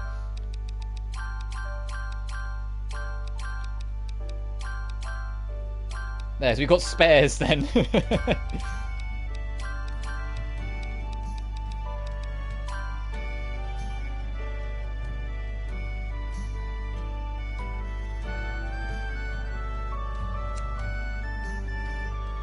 game, because I can make the OST rankings and miniseries in its own right. So your idea made a good journey gimmick idea. That's cool. That's the main thing. If I can inspire other people to come up with crazy ideas, then that's enough for me. Right, is there anything... yeah, we're already massacring wood golems and we just got 1,000,000 bombs. Sure, I can turn that in for quick money. Sure, we're going that way anyway.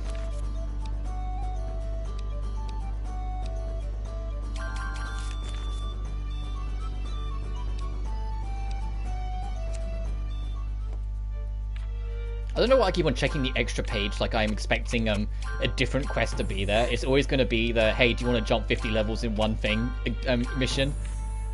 Which, like I said, I'm not writing it off entirely. It's one of those things, if it makes sense to do it, and it doesn't feel like the game just radically throws balance out the window, then I'll do it, but we'll see. Or like, if we're already either OP, or if we need to grind, then like if either doesn't matter, then I'll do it. So honestly, all the karaoke songs are goated. Yeah, that's like one of the most consistent things with the series. Even the songs that are like aren't necessarily my thing as much, they're still god tier.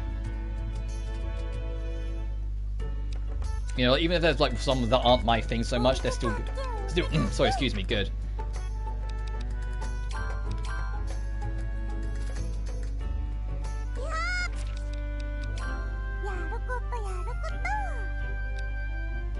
So 3 wood golems, and then go take down a bunch of beasts in the next screen. Be a group of 2, thank goodness. Right, time to test out these toys we brought.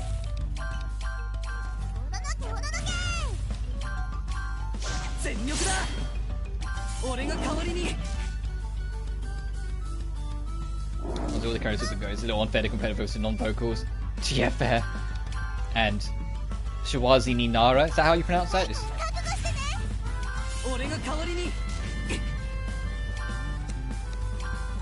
I am excited, and I hope that this ends up being the case, when Like a Dragon 8 comes out, to hear like actual brand new songs, and not just like bring back the old loved ones all the time.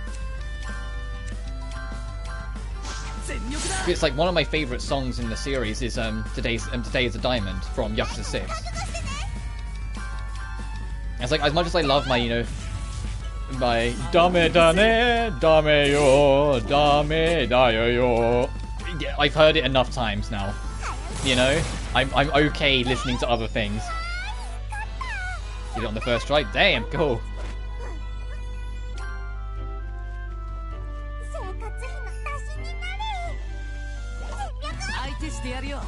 We get it wrong.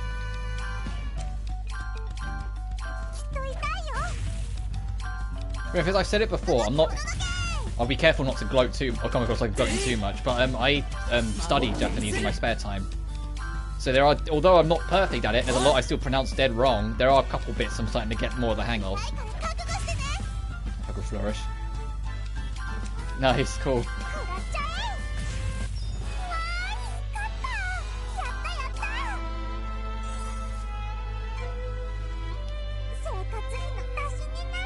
Okay, we've got enough wood for the rest of the entire fucking game.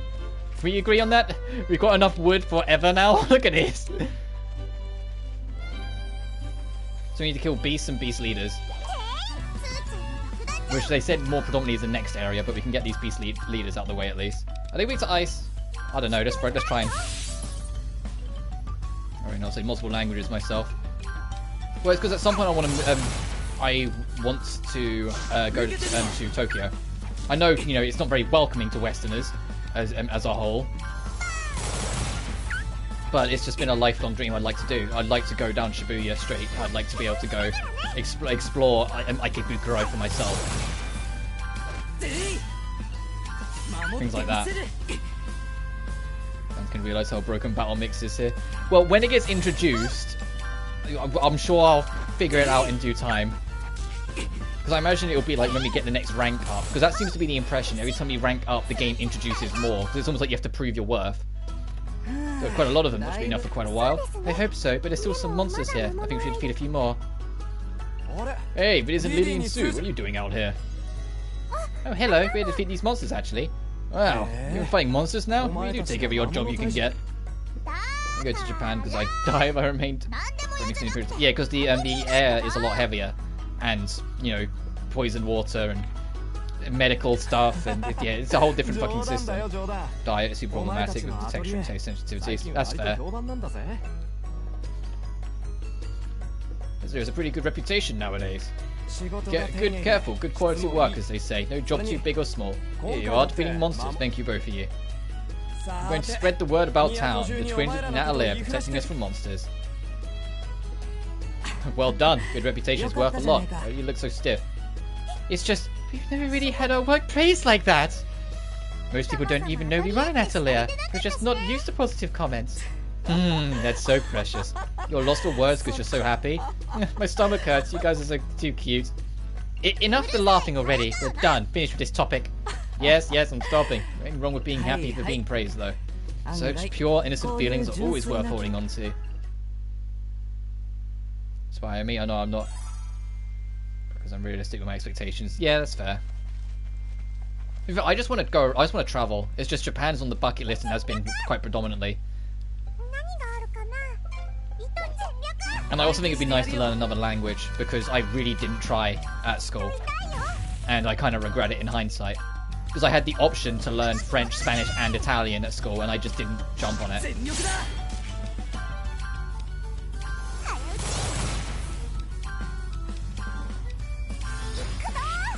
We did have a teacher that was fluent in Japanese and willing to teach, but she retired before I got the ability to take her class, so that went, unfortunately. Yeah, fair enough, dude. I want to go to Perth in Australia because the other half of my family live there, and I mean that like almost like straight up. Like half my family live in Australia, and I'd love to go visit them instead of waiting for them to visit us all the time. Because I've never been able to visit them, it's always been they visit us.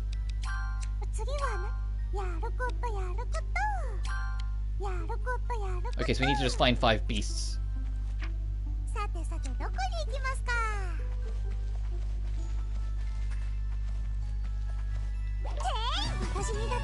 I'm a history nerd and by extension architecture super nerd. That's fair. That's another beast captain. Can we just run? I need beasts. I need your kin, not your leaders. With a cap. I was gonna say, with Suli's speed, there's no way in hell she wouldn't be able to run away right now. Have I shown you the speed stat I've got on this girl compared to everyone else? What was it? 15, 11, 46. That's why she gets to go so many times. Her speed is fucking jacked. I have buildings from various eras I want to see so badly, and that's badass. That's something to chase. Where are normal beasts? Are they just during the night? Like Saudi Arabia and the United Arab Emirates. Emirates. Sorry, I've been playing too much Genshin. In that game they have Ermites. Really cool modern buildings too.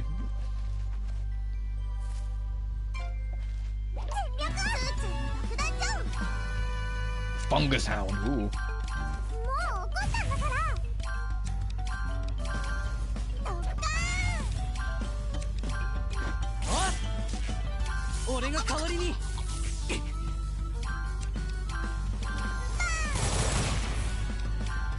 I feel like Quick Trigger is this game's Thousand Arrows.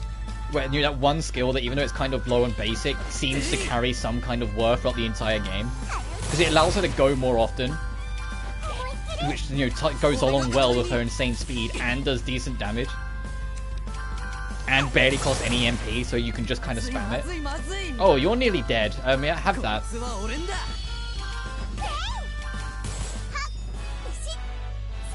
And that was the same sort of deal with Furious and Leonie.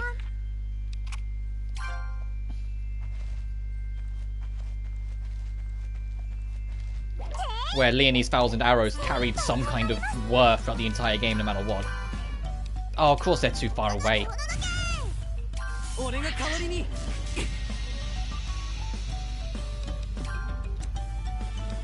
About skill and items. Yeah. Which makes sense.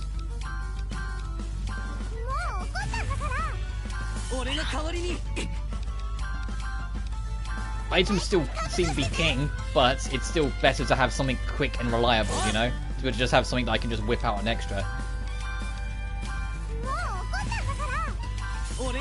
And Lydie strikes me as someone who's supposed to be more reliant on items anyway, because a lot of her actual attacking skills barely do any damage. Whilst Suelle, her skills are, you know, just better, because this girl has a fucking gun.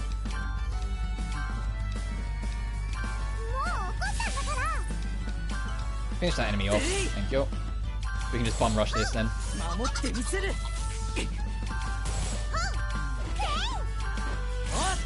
Oh look, her speed, she's gone again. She's gone again. But there's something, she gets so many turns in. 1. There's 2. There's 3. You know? So can this thing fucking die soon? There we go. I was like, I'll just save my items, not realizing it had like most of its health still.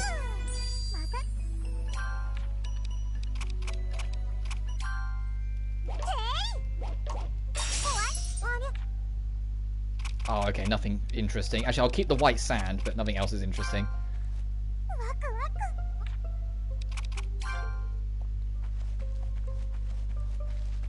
Is this just to exit the map? Here it is, okay. Right, we still need to find 5 beasts. It's nighttime now, so I'm hopeful different spawns will lead to just generic beasts coming out of the woodworks.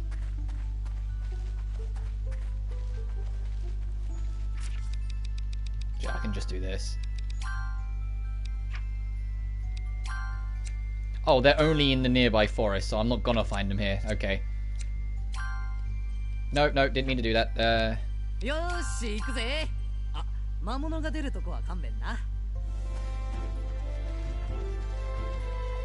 Are the beasts here during the day, or they were night? We'll find out in a sec. I always forget which were the day spawns and which were the night spawns.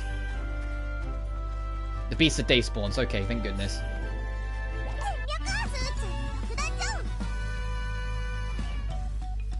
Yeah, my favourite story character is my favourite playable character. Well, because of the guns.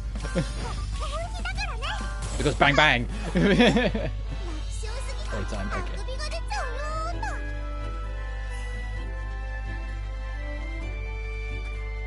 Hey, if you want to be in like a group of like 4, okay, 2 I guess we'll have to live with. I like both these pro tags. I was worried how they were going to handle it, considering, you know, it's more like character dominance. You have to think about it once, but I think they've paid it off well. I need to reset the enemy spawns. I know they'll be gone by the time they're there, but we need to. It's just quicker than trying to wait it out. I'll just do this. Which enemy goes with guns? I'm not sure if I'm even going to try and pronounce that. Alcazador Deja Bruja.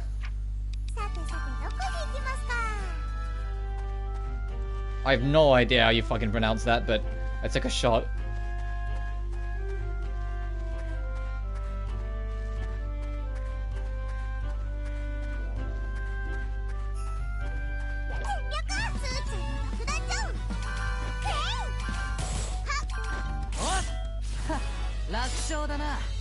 De la Bruja. Oh, okay.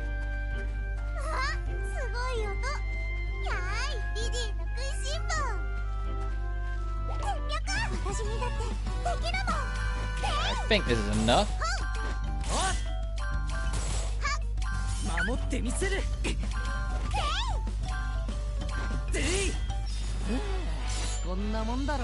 Spanish doesn't lend itself to translate. Yeah.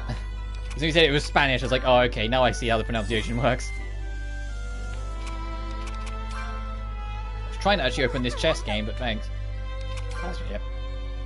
Alright, let's get back and turn this in, and we'll check how far up the bar is. If the bar's not full, we're not done. Actually, I'll save first before I poke over there, just in case the game tries to force me to turn it in. I doubt it will, but just in case.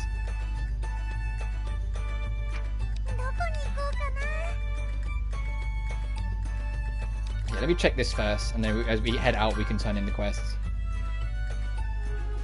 I know. Oh, geez, yeah. Okay, I think that's enough for the merit, but I still want to make the bar maxed out just to be safe. I think it only cares about crossing the highest bar, but just for me personally, now I want to make sure it's full every time. Just to make sure I don't miss anything. So we'll do like another round of Massacre in a sec.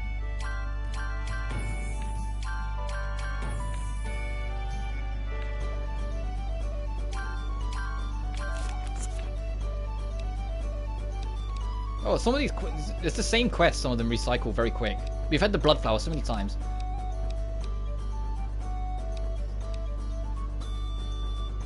Thousands for nectar fruit. I might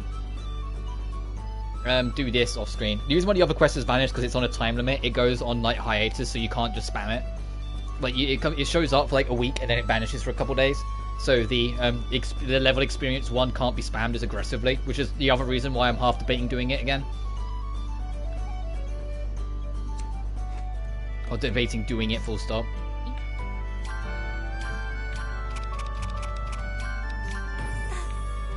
I'm just, taking that boost in the level, but we'll see.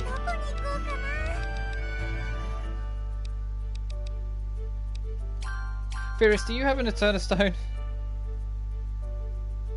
Entire anime is a spaghetti western, mostly Japanese and American-esque girls. I have zero idea why they went with Spanish. There's probably some lore reason behind it. I think there's one of those things where you just don't question it. It's like they had fun. Ride with it. Fine, we'll go pester your sister.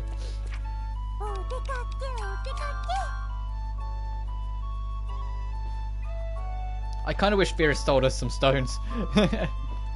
If she's not going to join us as a party member, the least she could do is sell us some shit I might want. I mean, I think she will join us as a party member in the same way Sophie did, but not straight away.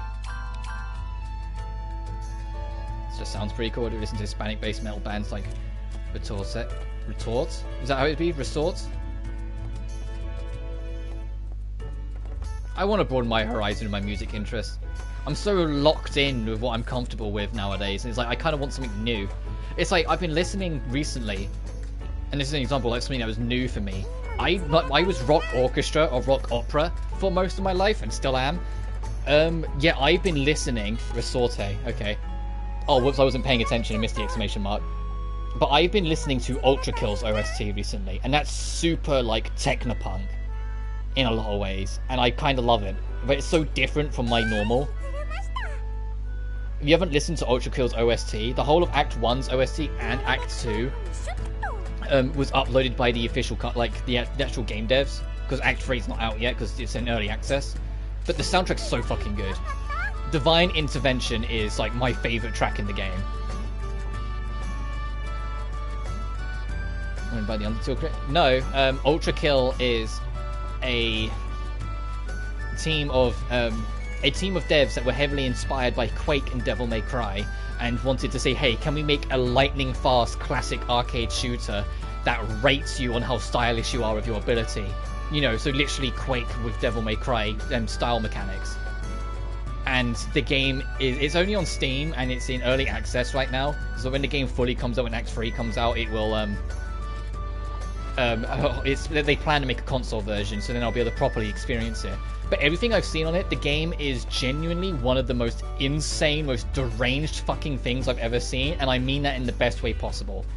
There's an upgrade you can get for the starting pistol, which is just you get a coin, you can flick the coin in front of you and shoot it, and the bullet will ricochet off it and always guarantee a headshot if you hit the coin.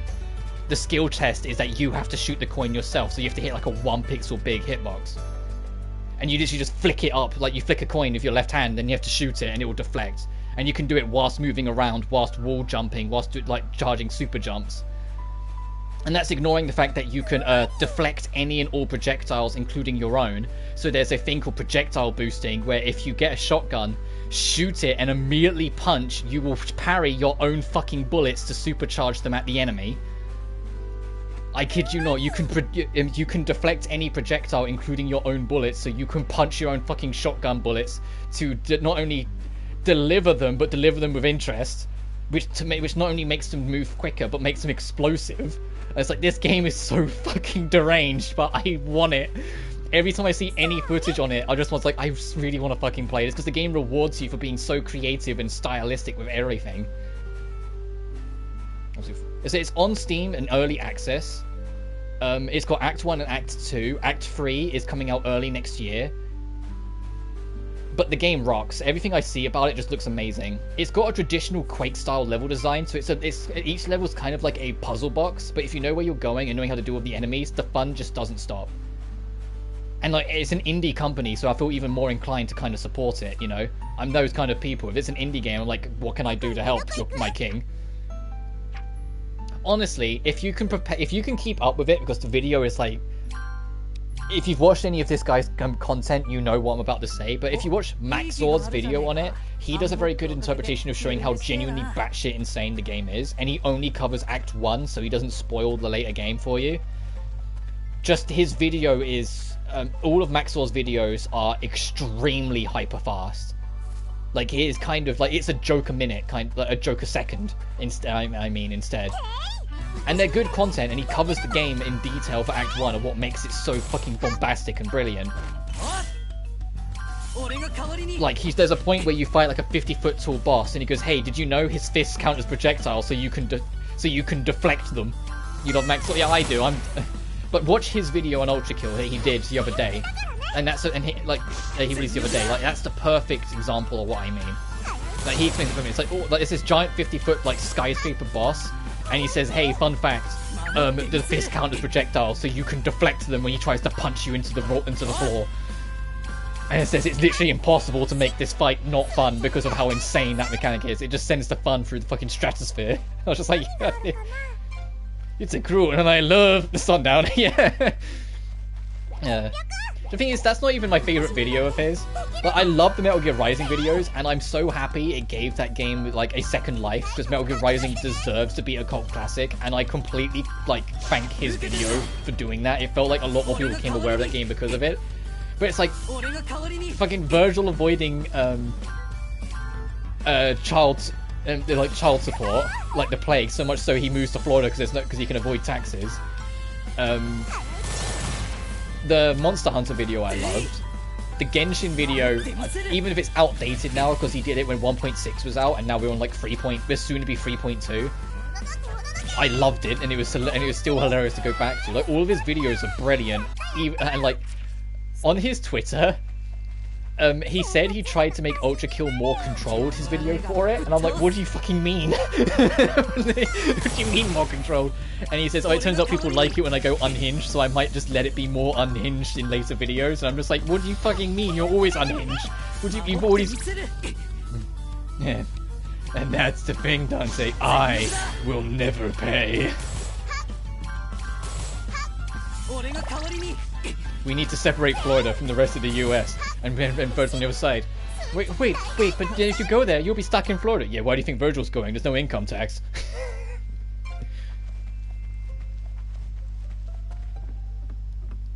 The only thing I will say this because it needs to be said, the only thing I don't like about Maxor is that he is extremely self-critical in his own videos. He is extreme. I know he's literally any artist, but I hate that because I think all his videos are genuinely amazing. Not just because they're fun, because they're so well edited, they're so well thought out, he puts so much goddamn time into them, they're so fucking good. And yet, you ask him, and in his mind, he's only made like 2 good videos. And I'm like, you know, it's genuinely his mentality. He hates a lot of his own work especially his older stuff. And it's like, no, come on, dude. Like, he made a tweet like a couple weeks back saying he feels like he's genuinely only made 2 good videos, and everyone was like, shut the fuck up. All your videos are amazing. Have a bit more self-confidence in your own work. Like, absolutely, yes, his style has improved. If you watch some of his older videos, he spoke a little bit more monotone, had less confidence in him, but it doesn't change the fact they're still great videos. And improving is natural. It's still great videos, and I think he shouldn't be so harsh on himself all the time. And I think it's a shame he's so harsh on himself all the time.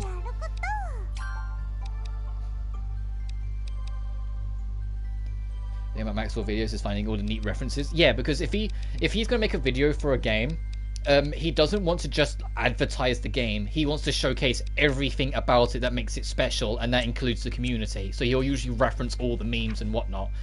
Like, he brings in everything about the community to it to make sure it matters. Mentality to Bill Clinton. That's an interesting jump, but do go on. So I want to make some moth cod, and I also want to favorite it so it's easier to access later, because it will probably become important later.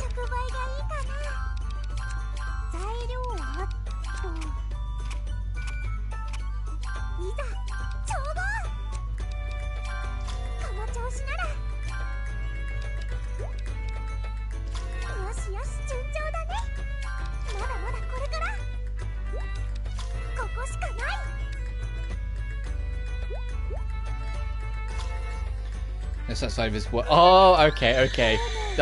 Once you, I was like, now it makes sense. At first, I was like, what the fuck are you on about? Oh, what's the next recipe along? I just unfavorited that by accident. God damn it. So we need a blue crystal for you, and we need. Oh, there's that bait, and we can just make it because our alchemy level's high enough. Let me favorite that again. No, that's not. That's bait. So what was it? Let's just scroll through it until we stumble upon it. Yeah, nets, bags.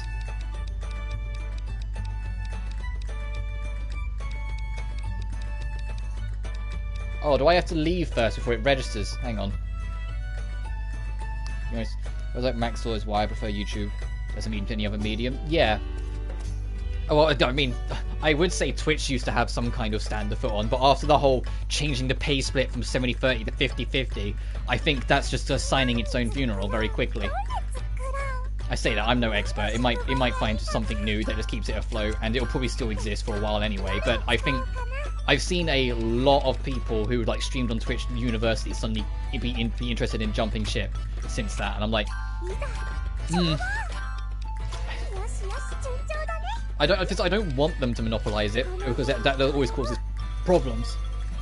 But Twitch are literally throwing away their own rivalry. There's Soulsborne videos way more than actually playing it, which I still think.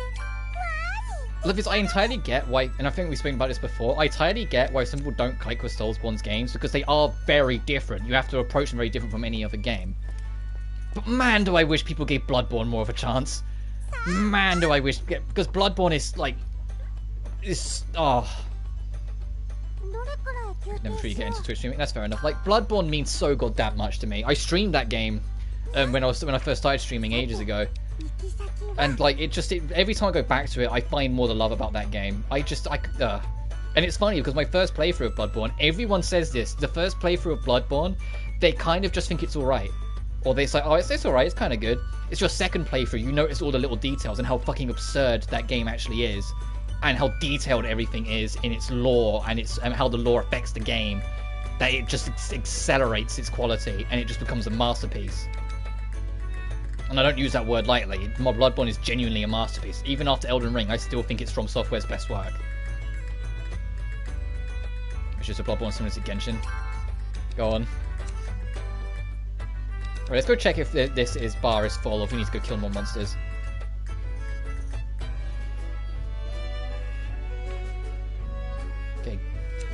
Good. I still want to kill one more monster, just gonna get stuff in. Love the story content, but the mechanics keep me from enjoying all the lore. I mean, so I'm also biased a little bit because my cherry popping FromSoft game was Bloodborne, and I said, on my first playthrough, I really struggled with it. I wasn't the biggest fan of the mechanics and whatnot. But it's one of those things that a lot of the mechanics in Bloodborne in particular, I think it's less so, and I know I might get shot for this, but I think it's less so in Dark Souls. I find Dark Souls ironically easier to understand despite its magic system. But I think once you do learn Bloodborne systems and get over that that initial bump that it's actually pretty hard to actually figure shit out to begin with. Once you get past that, Bloodborne just continues to evolve. Once you learn that a bullet will stop an enemy, not only dead in their tracks, but leave them open to be countered if you shoot them whilst they're mid-swing of their weapon, and the game doesn't care how big the enemy is, or like where in the animation it lands. As long as it lands, you just get the fucking stun, and you just get an open access to their hearts. Just like the game just lives. The game just lives and breathes it. And if you can like get an idea of where things are and learn the map as well, going through the game on fresh files and just knowing where to go to pick shit up to make yourself get a crazy build early on is super addictive. I've done like 20 fucking playthroughs, I feel like, of Bloodborne. I've probably done like 12 in all honesty, but I mean, Bloodborne's mechanics against AR sims ruins my experiences. Because, yeah, I get that. Like with Genshin, and like Maxorb did actually put it best. With Genshin, you just take what you can get and write up what you have, and you enjoy the game more. If you like go out of your way to hunt down and chase very specific things in the game, it will always bite you in the ass, and that includes its ranking and its levels. You've just got to take it for what it is, and the game becomes more fun. Anyway, I did save, so let's see if we got the Flower Merit.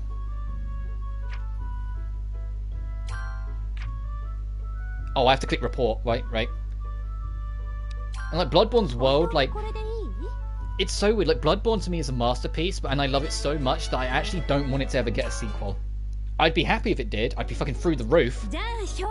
But I'd be so paranoid of it missing a mark. You know? Which is why everyone just wants Bloodborne on PC. Okay, we got the Flower Merit. Good. Lore and world building. One of my favorite videos, and I don't watch Vati Vidya that much, but he's kind of like a goldmine for lore stuff, is he did a art contest for Bloodborne, and it was like, what would you do with a Bloodborne 2? And all of like the top entries that he got and the lore that they explained for it used the first game as a foundation and just expanded upon it. They didn't just make up shit. And I was just like, the amount of untapped potential in Bloodborne is insane, that, you know, all these artists had such radically different interpretations. Like, if there's ever a video to watch, Vardi, as in like Vaadi, Vardi Vidya, his video on Bloodborne 2 art, watch it if you get the chance. Some people are obscenely creative, and it's so inspiring to watch, and it just makes me wish they did more with it, which they might. I think that's worth mentioning. Both Sony and Bandai Namco have invested more stock in the From Software this past year, and they both did it for very deliberate reasons. Bandai because they want to expand Elden Ring into a multimedia property. Sony because they want to expand certain From Software products into multimedia properties. AKA Sony probably want to do something with Bloodborne because they own Bloodborne, but because it's co-owned with From Software, they want to have more money on From Software. They want to have more money on them, more ownership over them to do it. So we might not get that Bloodborne 2 that everyone really wants, but a Bloodborne film or show or books, well, more books, because we already had a couple books. I feed me, give it to me. I would devour it. Genuinely, I would devour it. If they gave me like a live action, like properly faithful to the source material Bloodborne TV show, it would be the only show I'd ever watch. And Elden Ring is obvious for Bandai, because it's their opportunity to make their own version of Lord of the Rings / Game of Thrones, because it's a fantasy medieval thing, and there's so many plot threads and lore pieces they could jump on. So them wanting to make a multimedia thing for Elden Ring, it's like, yeah, of course they do, especially because the game is like the best-selling game this year. It broke like 60 million units in like a month. It was obscene. It outsold Call of Duty and FIFA, for fuck's sake. Have 1,000 Eyes by Miracle of Sound. There's one other way to try to get into Bloodborne. Try that too. That's fair. Well done, most impressive. In fact, I can't fault this at all. Okay, so we did get the best result. Oh, what was that screen flash? I had to load a new cutscene. Great work with this, my dear twins. You have now reached rank F. Another step forward. What about Lucia? Enjoy the build. That's fair. Muriel, I finished my exam. Lydie and Sue! My, if it isn't Lucia. You took your sweet time, didn't you? We've already reached F rank, actually. Oh, that is an evil fucking laugh. A matter of seconds. We made it at almost the same time, so this is a draw. You really are great friends, Lucia. You're up to F rank too. Well then, all three of you, as promised, I'll take you to the next mysterious painting. Yay! What kind of painting is it this time? Can't wait to see it. Just you wait and see, girls. I'll prove my superiority to you during this exploration. There, that's our line. I'm gonna lose you now, Lucia. There's one thing about the painting, however. Well, you'll see. Let's gather in the gallery. Before we do that, that can be our cliffhanger for this stream. I'm going to go back and save, and tomorrow we'll jump into the next mysterious painting. I'm investing Bloodborne on Ring 2 and DS. Why did you play Dark Souls 2? Jesus Christ. Oh!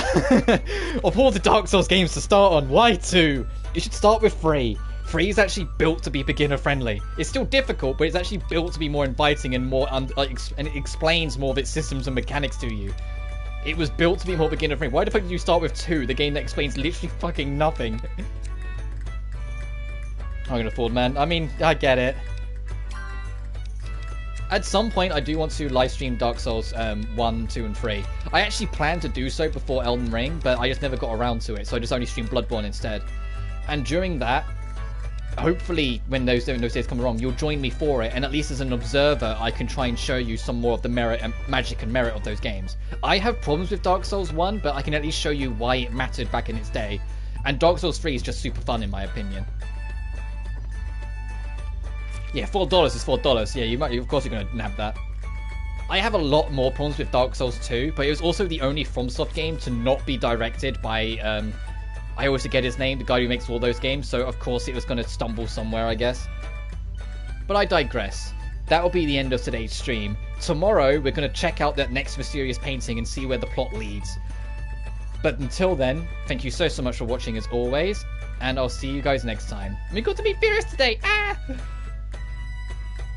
Breeze. Yeah, it's been Miyazaki. Yeah, you knew. The name just slipped my mind. Anyway, take